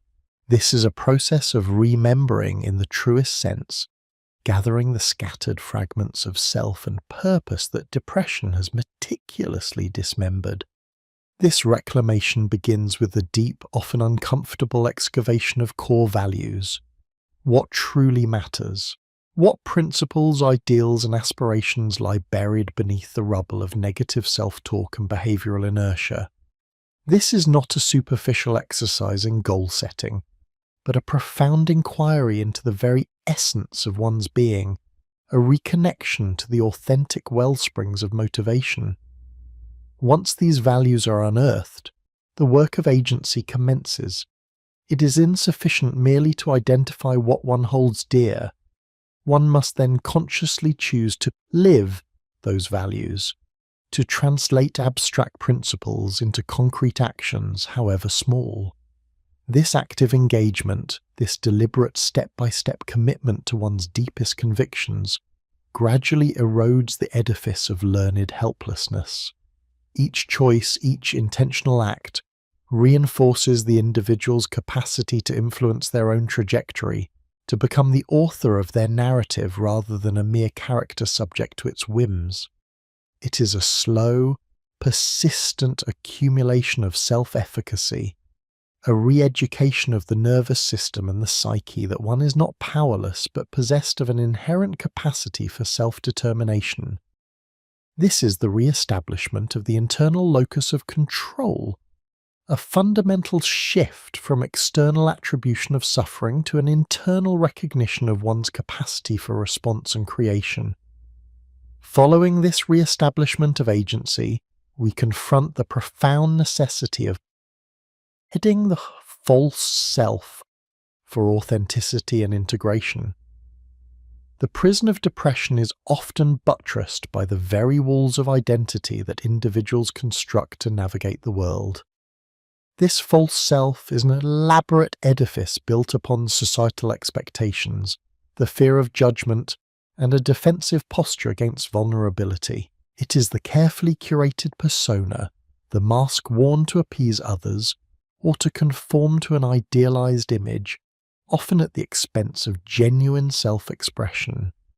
Depression, in its insidious erosion of vitality, often lays bare the inadequacy of this false self, revealing the profound incongruence between one's inner experience and outer presentation. The suffering intensifies precisely because the individual senses a fundamental disjuncture, a chasm between who they are perceived to be and who they truly are. The journey towards authenticity demands a courageous dismantling of this carefully constructed edifice. This process is rarely comfortable, for it entails confronting the very aspects of self that have been suppressed, denied, or deemed unacceptable. It is a descent into the shadow of the self, a Jungian exploration of those unacknowledged traits, desires, and fears that, when integrated, can lead to profound wholeness. In spiritual traditions, this resonates with the Sufi concept of nafs purification, the arduous stripping away of the ego self's illusions and attachments to reveal the deeper, true essence. This shedding is not an act of self-annihilation, but one of integration. It is the radical acceptance of all aspects of oneself, the light and the shadow, the perceived strengths and weaknesses, as integral components of a unified, coherent being. The authentic self emerges not as a perfected ideal, but as a congruent and integrated whole, one whose inner experience aligns with its outer expression, fostering a profound sense of peace and self-acceptance. This integration is the bedrock upon which true resilience is built, allowing the individual to stand firm in their identity, unswayed by external pressures or the internal criticisms that once defined them. With the foundations of purpose, agency, and authenticity firmly established, the path to transcendence requires us to courageously embrace existential paradoxes. Depression often thrives in an environment of avoidance, where the inherent difficulties and ambiguities of human existence are either denied or perceived as personal failings.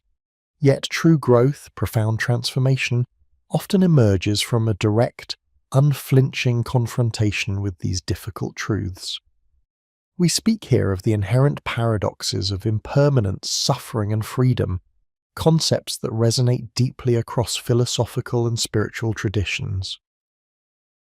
Impermanence, or anicca, in Buddhist philosophy, reminds us that all phenomena, including ourselves, our relationships, and our circumstances, are in a constant state of flux.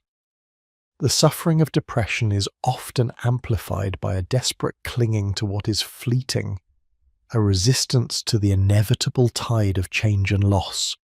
To embrace impermanence is to cultivate a radical acceptance of transience, to understand that life is a continuous process of becoming and unbecoming. This acceptance, far from being a resignation to fate, liberates us from the tyranny of attachment, allowing us to experience the present moment more fully and to navigate loss with greater equanimity. It is the wisdom that recognizes the beauty in the ephemeral, the profound truth that all things arise and pass away. Suffering, or dukkha, is another fundamental aspect of human existence that depression attempts to insulate us from, often by intensifying it internally. While the suffering of depression is pathological, the broader experience of suffering, loss, disappointment, physical pain, existential angst, is an inescapable facet of life. The paradox here lies in the understanding that by accepting suffering as an inherent part of the human condition, rather than fighting against its very existence, we can transform its nature. This is not an endorsement of pain, but a recognition that within the crucible of suffering, profound wisdom, compassion, and resilience can be forged. It is the insight that our deepest empathy often arises from our own experiences of pain, and that vulnerability to suffering is inextricably linked to our capacity for joy and connection. Finally, we confront the paradox of freedom and responsibility. The existentialists, from Kierkegaard to Sartre, illuminated the terrifying burden of absolute freedom, the anxiety that arises from the realization that we are condemned to be free, to choose our own meaning in a world devoid of inherent purpose. Depression often manifests as an abdication of this responsibility, a retreat into a victim mentality where external forces dictate one's fate. To embrace this paradox is to reclaim one's profound capacity for choice, to recognize that even in the most constrained circumstances, we retain the freedom to choose our attitude, our response, and our path. This shift from passive recipient to active agent, from victim to creator of meaning, is a monumental leap. It is the courageous acceptance that our lives are, to a significant degree, our own creation, and that with this freedom comes the profound responsibility to shape them in alignment with our deepest values. Navigating these turbulent currents of existence, these profound paradoxes, is the mark of a truly transcendent consciousness, one that finds meaning not despite life's complexities, but precisely within them. The final and perhaps most expansive dimension of this architecture is the cultivation of a transcendent horizon, moving beyond the confines of the individual self towards a profound sense of interconnectedness and selfless contribution. The depressive state, by its very nature, is characterized by a profound isolation, a shrinking of the world into the narrow aperture of self-preoccupation. To transcend this, we must expand this aperture into a boundless vista, recognizing our inherent belonging to something larger than ourselves. This expansion manifests powerfully through communities. The therapeutic relationship, as we have emphasized, provides a crucial initial nexus of support and connection. However, true transcendence requires integration into a broader web of reciprocal relationships, a community where individuals feel seen, valued, and supported.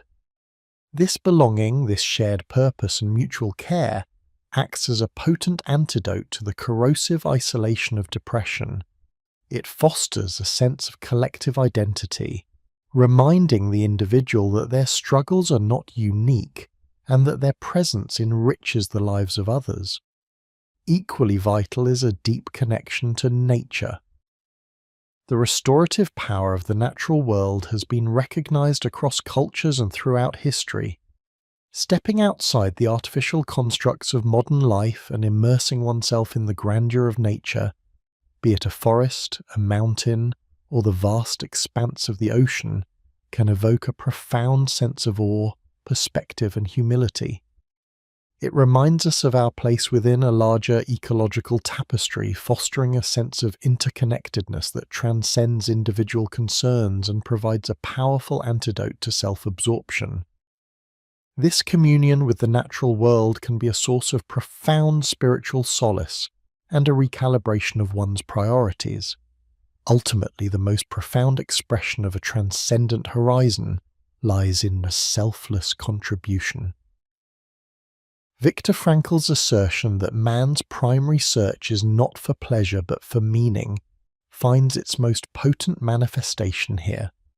To contribute to something beyond oneself, to engage in acts of altruism, service, or creative endeavor that benefit others, is to unlock a profound source of meaning and fulfillment. This is the ultimate reanimation of the unlived self, moving from a state of internal suffering and self-referential isolation to an expansive, engaged existence rooted in purpose and connection. It is through giving that we truly receive, and through serving that we discover the boundless capacity of the reanimated self to live a life of authentic presence, meaning, and engagement, transforming not only one's own life, but also leaving an indelible mark on the world. This is the trajectory from ruin to redemption, from the shadow of the unlived self to the radiant light of authentic being. Having navigated the labyrinthine corridors of the self, challenging its distorted architecture and re-engaging its dormant capacities, we now arrive at the precipice of true liberation, the cultivation of a transcendent horizon. This final yet perpetually unfolding stage of reorientation moves beyond mere symptom alleviation, or even the reclamation of individual agency. It seeks to dissolve the very boundaries of the isolated self, integrating it into a tapestry far grander and more enduring than its own singular suffering.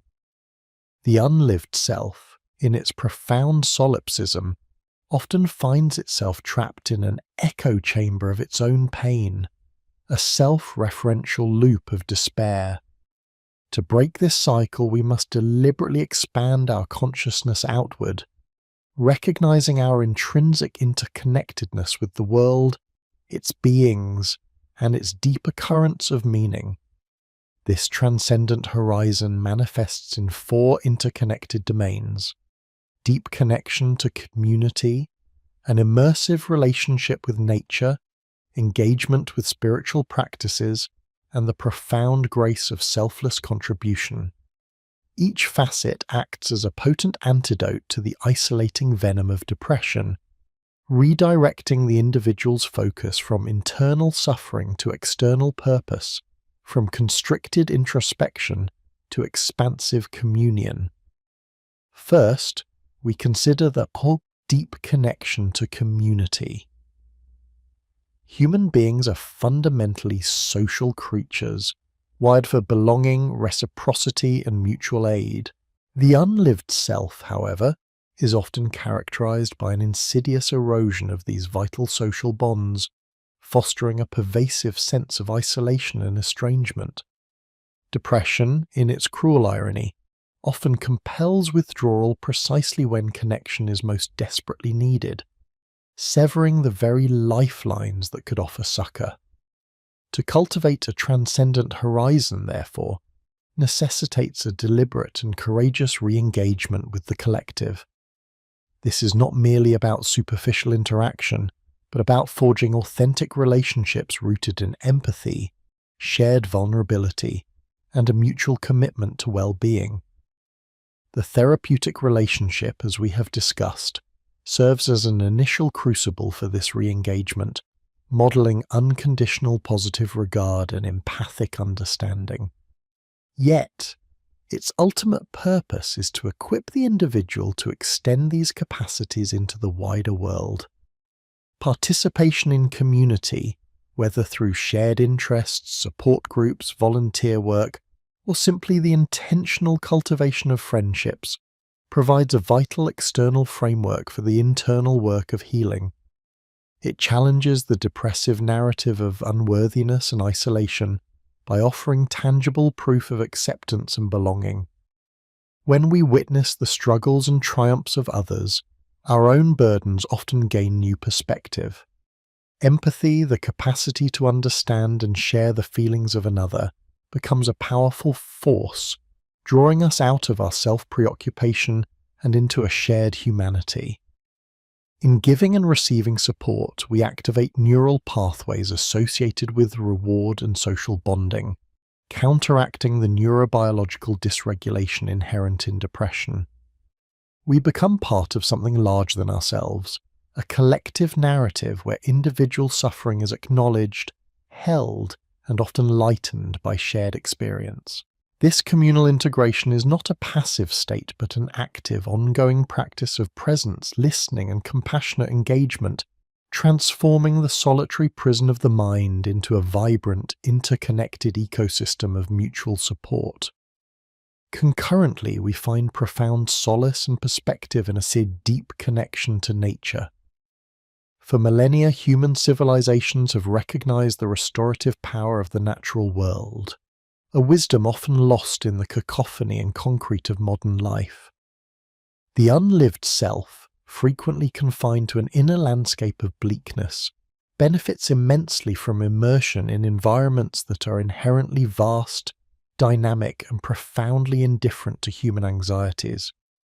This connection aligns with the biophilia hypothesis, suggesting an innate human tendency to connect with nature and other living systems. Stepping into nature, whether a forest, a mountain range, a coastline, or even a well-tended garden, offers a sensory richness that actively counteracts the mental rumination characteristic of depression.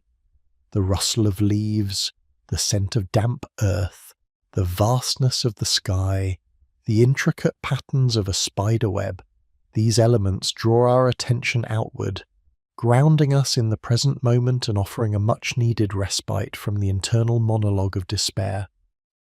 Nature provides a context for awe, that profound emotional response to something vast and incomprehensible, which has been shown to reduce self-focus and increase feelings of interconnectedness.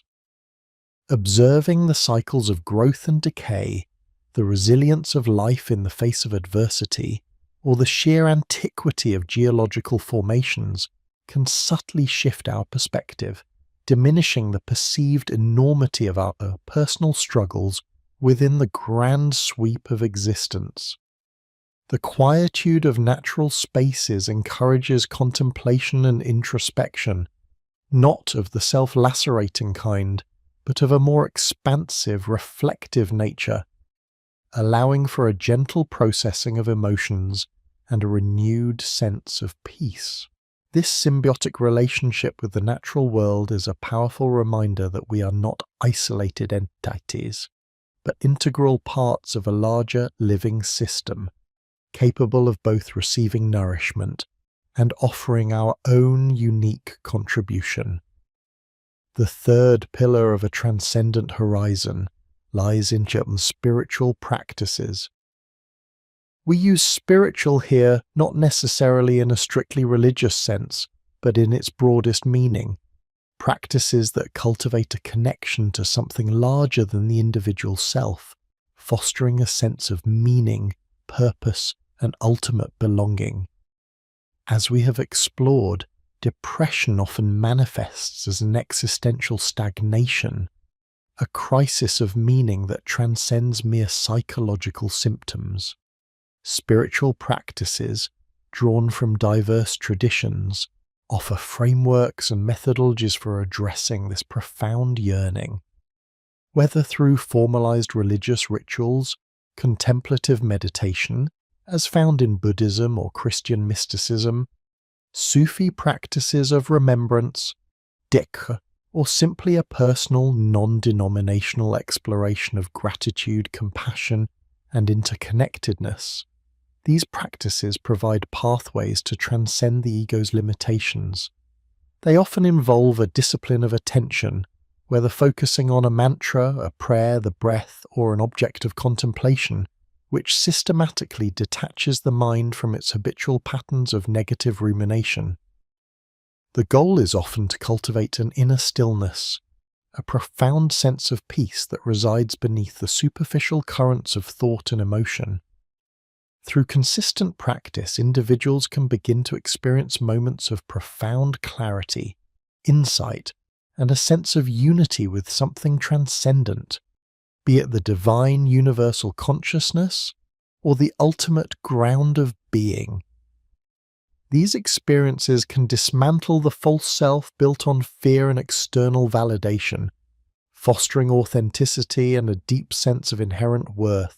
Spiritual practices often emphasize virtues such as humility, forgiveness, and unconditional love, which are powerful antidotes to the self-criticism and alienation characteristic of depression. They provide a narrative of hope, resilience, and transformation, suggesting that suffering, while profoundly painful, can also be a catalyst for profound spiritual growth and a deeper understanding of life's ultimate meaning. Finally, and perhaps most powerfully, we turn to the transformative power of selfless contribution. This is the ultimate act of transcending the self, a deliberate shift from self-preoccupation to an active engagement with the well-being of others. The unlived self, consumed by its own suffering, often feels powerless and without purpose. Altruism, service, and acts of compassion offer a direct pathway to reclaiming agency and constructing meaning. When we engage in selfless contribution, whether through formal volunteering, acts of kindness, or dedicating our talents to a cause greater than ourselves, we shift our focus from our internal narrative of lack to an external reality of need. This act of giving paradoxically becomes an act of receiving. Research consistently demonstrates that acts of altruism are correlated with increased happiness, reduced stress, and enhanced feelings of purpose and connection. The helper's high is a well-documented phenomenon, driven by the release of oxytocin and dopamine, which reinforces prosocial behavior. More profoundly, selfless contribution provides a tangible demonstration of our capacity to make a positive impact on the world. It dismantles the depressive belief in one's own uselessness or burden, replacing it with a sense of efficacy and value. When we alleviate another's suffering, even in a small way, we experience a profound sense of shared humanity and interconnectedness.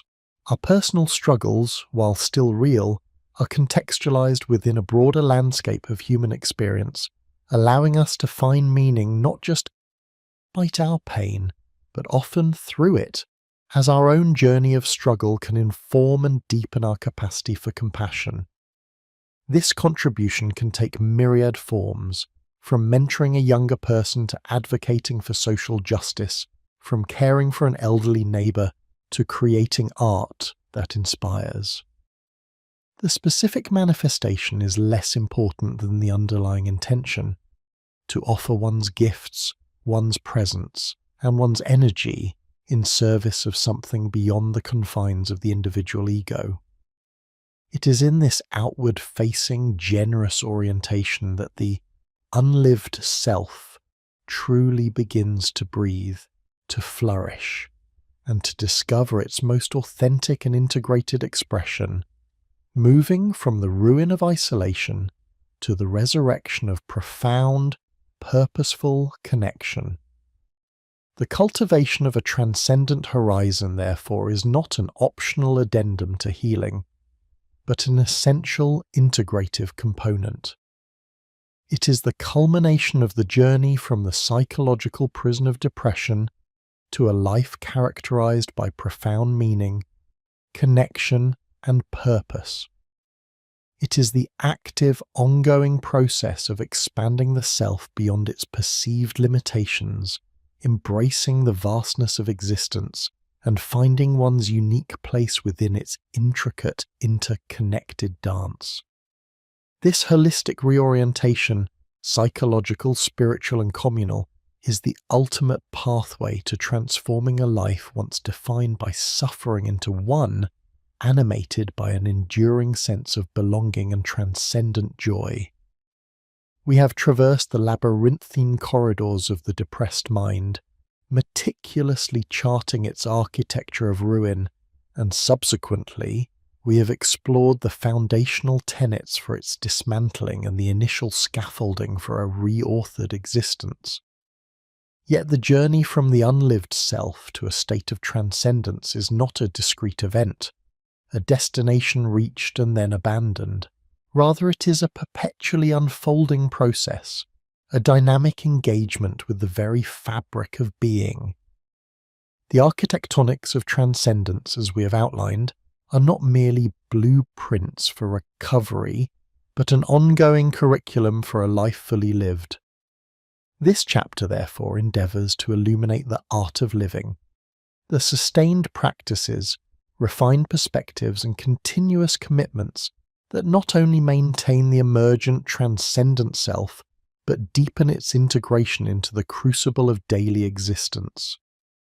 The initial liberation from the psychological prison, while profoundly transformative, often leaves a nascent self vulnerable to the echoes of old patterns or the seductive pull of complacency. True transcendence, we contend, is not a static achievement but a living, breathing practice, a continuous turning towards authenticity and purpose. It demands vigilance not in a hyper-anxious sense, but as a deliberate cultivation of presence and intention. This sustained engagement transforms the abstract principles of self-reclamation into the embodied wisdom of everyday life. One of the foremost pillars of this ongoing art is the deepening of mindfulness and presence.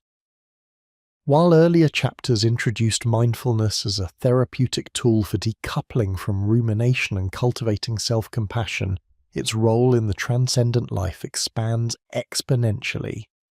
Here, mindfulness transcends formal meditation sessions to become an engaged, moment-to-moment awareness that permeates every aspect of existence. It is the conscious reception of sensory experience, the non-judgmental observation of internal states, and the deliberate engagement with external reality. This is the Buddhist sati in its purest form, not merely a technique but a way of being, a continuous awakening to the present moment, which is the only moment in which life truly unfolds. For the individual who has known the pervasive fog of depression, this clarity of presence is a radical act of rebellion against the mind's tendency to dwell in past regrets or future anxieties. It is a constant re-anchoring to the now, a grounding that prevents the insidious drift back into the unlived self. In the Christian contemplative tradition, this echoes the practice of practicing the presence of God, a sustained awareness of the sacred in the mundane, transforming ordinary moments into opportunities for profound connection and insight. Furthermore, the art of living necessitates a profound and continuous embrace of impermanence and change, the fixed narratives of the depressed mind. I am always this way. Things will never change. The world is irrevocably bleak, are antithetical to reality. The transcendent self understands that life is a ceaseless flux, a dance of creation and dissolution. This acceptance, rooted in the Buddhist concept of anicca, impermanence, and the Stoic wisdom of amor fati, love of one's fate, allows the individual to navigate the inevitable vicissitudes of life with greater resilience and equanimity. Suffering, when it arises again, as it inevitably will, for suffering is an intrinsic part of the human condition, is met not with resistance and despair, but with a knowing acceptance of its transient nature. This does not imply passivity, rather it empowers a conscious response, free from the entanglements of attachment and aversion.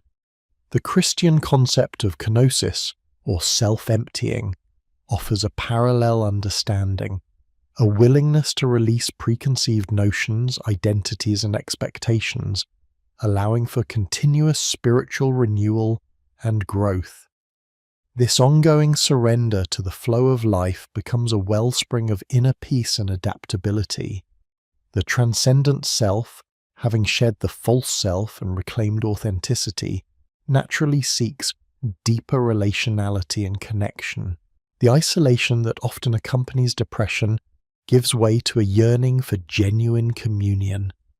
The art of living involves cultivating relationships built on empathy, mutual respect, and authentic vulnerability. This is where the practices of compassion, karuna, and loving kindness, metta, find their most profound expression. Moving beyond self-preoccupation, the transcendent individual extends their newfound capacity for understanding and acceptance to others. This is not merely an altruistic act, but a self-reinforcing mechanism. Genuine connection nourishes the soul, validates the authentic self, and reinforces the inherent interconnectedness of all beings. The Sufi emphasis on adab, right conduct and courtesy, and the Christian call to love one's neighbour become practical applications of this expanded consciousness, transforming interpersonal interactions into opportunities for spiritual growth and shared humanity. Complementary to relational depth is the commitment to service and contribution. The rediscovery of purpose and agency, a crucial step in transcendence, finds its ultimate expression in contributing to something larger than oneself, whether through formal community service, acts of kindness, and creative endeavours that uplift others, or simply living an exemplary life. The transcendent self understands that true fulfillment lies not in accumulation but in giving. This echoes the Buddhist ideal of the bodhisattva, who postpones their own nirvana to alleviate the suffering of others, and the Christian imperative of charity and selfless love. Engaging in service reinforces the sense of meaning, mitigates self-centeredness, and provides tangible evidence of one's capacity for positive impact. It is a continuous act of weaving oneself back into the fabric of the world, transforming the self-imposed exile of depression into a vibrant engagement with collective well-being. Moreover, the art of living is deeply intertwined with some creative expression and ongoing meaning-making. The individual, having reconstructed their internal narrative from a place of agency, continues to actively shape their life story. This is not a passive acceptance of fate, but a dynamic process of authorship. Creative pursuits, be they artistic, intellectual, or practical, become avenues for externalizing inner landscapes, processing experience and bringing new forms of beauty and understanding into the world. This continuous act of creation, whether through writing, painting, music, problem-solving, or cultivating a garden, is a testament to the life force that has been rekindled. It allows the individual to find an aesthetic of being, perceiving beauty and meaning not just in grand gestures, but in the ordinary rhythms of existence. This active engagement with meaning-making transforms life from a series of events to be endured into a canvas upon which one continually paints their evolving truth. Finally, the enduring presence of self-compassion and acceptance remains paramount. These are not merely initial healing steps, but foundational pillars that support the entire edifice of the transcendent self. As life invariably presents new challenges, disappointments, and moments of perceived failure, the practice of self-compassion ensures that the inner critic, once a master architect of ruin, remains a subordinate voice. It allows for forgiveness, of oneself for past missteps, and of others for their imperfections, releasing the heavy burdens of blame and resentment. Radical acceptance, the willingness to meet reality as it is without resistance or judgment, becomes a continuous practice that fosters inner peace and resilience. It is the understanding that while we strive for growth and transformation, imperfections are part of the human condition, and that true strength lies not in their eradication, but in embracing them with kindness and wisdom. Thus, the art of living is not a checklist of tasks, but a holistic orientation, a way of being that integrates the psychological insights of cognitive restructuring and behavioral activation with the profound wisdom of spiritual traditions. It is the ongoing commitment to presence, to embracing change, to cultivating authentic connection, to contributing to the greater good, to creative expression, and to unwavering self-compassion. The fully lived life, born from the ashes of the unlived self, is not a static utopia but a dynamic journey, a perpetual becoming. The suffering once experienced, rather than being merely a regrettable past, is transmuted into a profound source of wisdom, empathy, and resilience. It becomes the crucible through which the authentic self is forged, capable of navigating life's complexities with grace, purpose, and an expansive heart. This continuous process of growth and integration is the ultimate testament to the human spirit's extraordinary capacity for renewal, transforming the very premise of ruining one's life into an unforeseen pathway towards profound and enduring flourishing. We commence this intricate exploration by dissecting the very architecture of self-ruin, tracing the insidious erosion of agency and meaning that characterizes the unlived self. Our initial chapters meticulously charted the psychological prison, a construct of cognitive distortions, learned helplessness, rumination, and behavioral withdrawal, alongside the profound spiritual malaise expressed as dukkha, sedia, and ghafla. We journeyed into the heart of a suffering that, while deeply personal, resonates with universal human experience, manifesting as a systematic dismantling of the spirit and a profound disconnect from the vibrant potential of existence. The provocative title, How to Ruin Your Life, served not as an endorsement, but as a stark warning, a diagnostic lens through which to understand the self-perpetuating cycles of despair.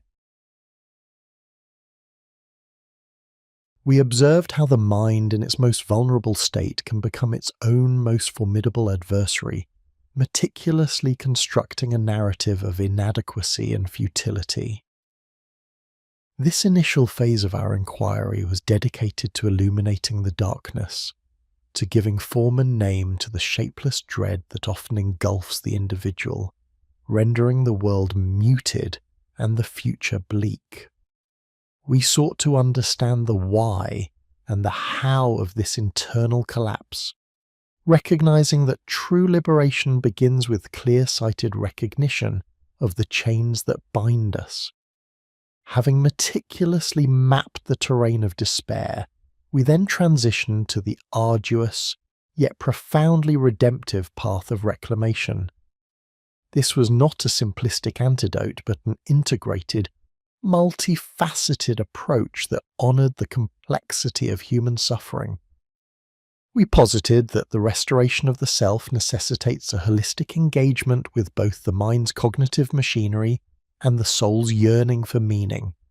Thus we introduced the foundational strategies: the cognitive restructuring of Beck's therapy to challenge the pervasive negative bias, the behavioral activation to counteract the paralysis of learned helplessness, the cultivation of mindfulness to disarm the relentless grip of rumination, and the transformative power of self-compassion to soften the inner critic.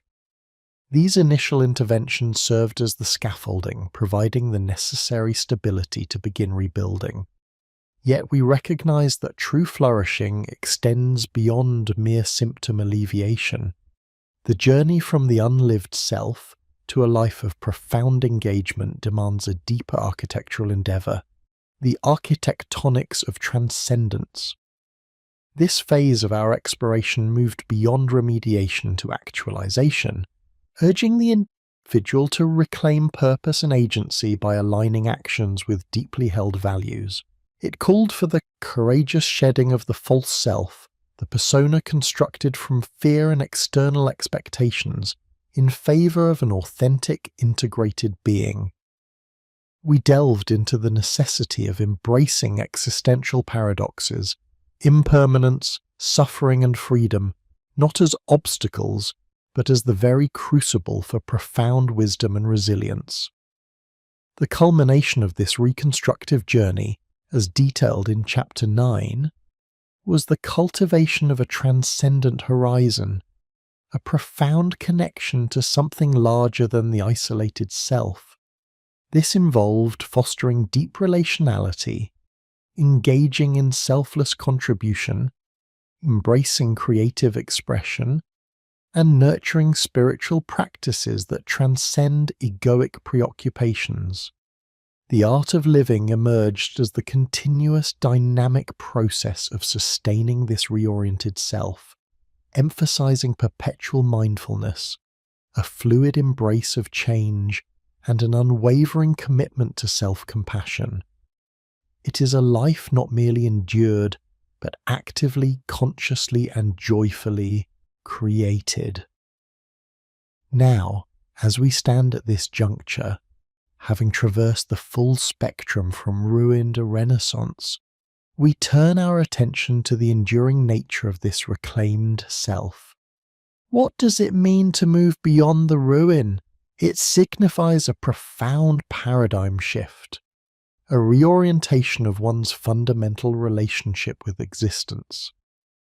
It is not the eradication of challenges or the absence of sorrow, for these are inherent to the human condition. Rather, it is the capacity to engage with life's inevitable vicissitude from a place of inner strength, wisdom, and compassionate presence. The pervasive negative cognitive triad, once the bedrock of the unlived self, is replaced by a more balanced, realistic, and ultimately hopeful appraisal of self, world, and future. The learned helplessness gives way to an empowered sense of agency, grounded in mindful choice and intentional action. The reclaimed self is characterized by a deep and abiding sense of meaning, not as an abstract philosophical concept, but as an embodied experience. The existential stagnation that defined acedia is transmuted into a vibrant engagement with the world, animated by a clear understanding of one's purpose. The forgetfulness of ghafla yields to the remembrance of dhikr, a continuous awareness of our interconnectedness and the sacred dimension of being. This is a self that is no longer defined by its past wounds or its perceived deficiencies, but by its inherent capacity for growth, resilience, and love. It is a self that understands its own suffering not as a personal curse, but as a gateway to deeper empathy and compassion for others. Furthermore, the reclamation of self is never a solitary endeavour, nor does its impact remain confined to the individual. A truly lived life radiates outward, influencing the social fabric, fostering healthier relationships, and contributing to the collective well-being.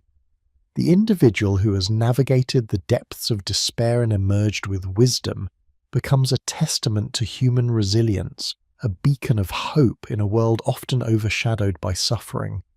Their transformation from a state of internal discord to one of integration and harmony creates a ripple effect, inspiring others to embark on their own journeys of self-discovery and healing. The very act of living authentically with purpose and compassion becomes a powerful form of social contribution, challenging the prevailing narratives of isolation and consumerism that often contribute to the unlived self in modern society. It is crucial to emphasize, however, that this reclamation is not a finite destination, a static state of perfected being. The art of living is, by its very nature, a continuous unfolding. The tools and frameworks we have discussed, CBT, behavioral activation, mindfulness, self-compassion, the cultivation of purpose and transcendence, are not one-time applications but lifelong practices. The human psyche is dynamic, and the external world is in perpetual flux. New challenges will inevitably arise, old patterns may resurface, and moments of doubt or struggle are an inherent part of the human experience. The difference, post-reclamation, lies in the individual's capacity to navigate these moments with increased awareness, resilience, and self-compassion, rather than succumbing to the gravitational pull of the unlived self. The journey is cyclical, involving periods of intense growth, reflective consolidation, and sometimes the gentle reorientation when one veers off course. The potential for regression is acknowledged, but the deeply ingrained capacity for re-engagement and self-correction now serves as a robust inner compass. The individual is no longer a passive victim of their internal landscape, but an active participant in its ongoing co-creation. This continuous process of refinement and adaptation ensures that the reclaimed self remains vibrant, responsive, and ever-evolving, capable of transforming suffering into wisdom and challenges into opportunities for deeper understanding. Thus, we conclude our extensive treatise, having commenced with the provocative title, How to Ruin Your Life, only to unveil, chapter by chapter, the profound counter-narrative, a detailed integrated map away from that ruin.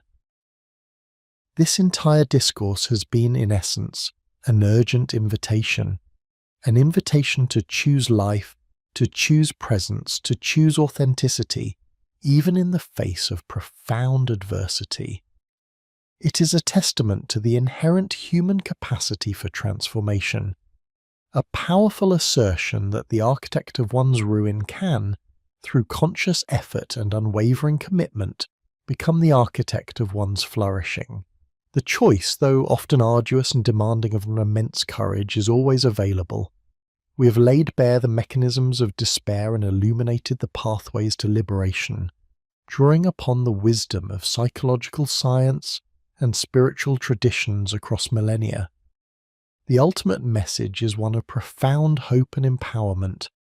The unlived self is not an immutable fate, but a condition that can be transcended. May this comprehensive guide serve as a catalyst for profound personal transformation, inspiring each reader to embark upon or continue their own courageous journey toward a life fully lived, deeply connected, and authentically expressed. The art of living awaits, not as a distant ideal, but as the present moment's most profound offering.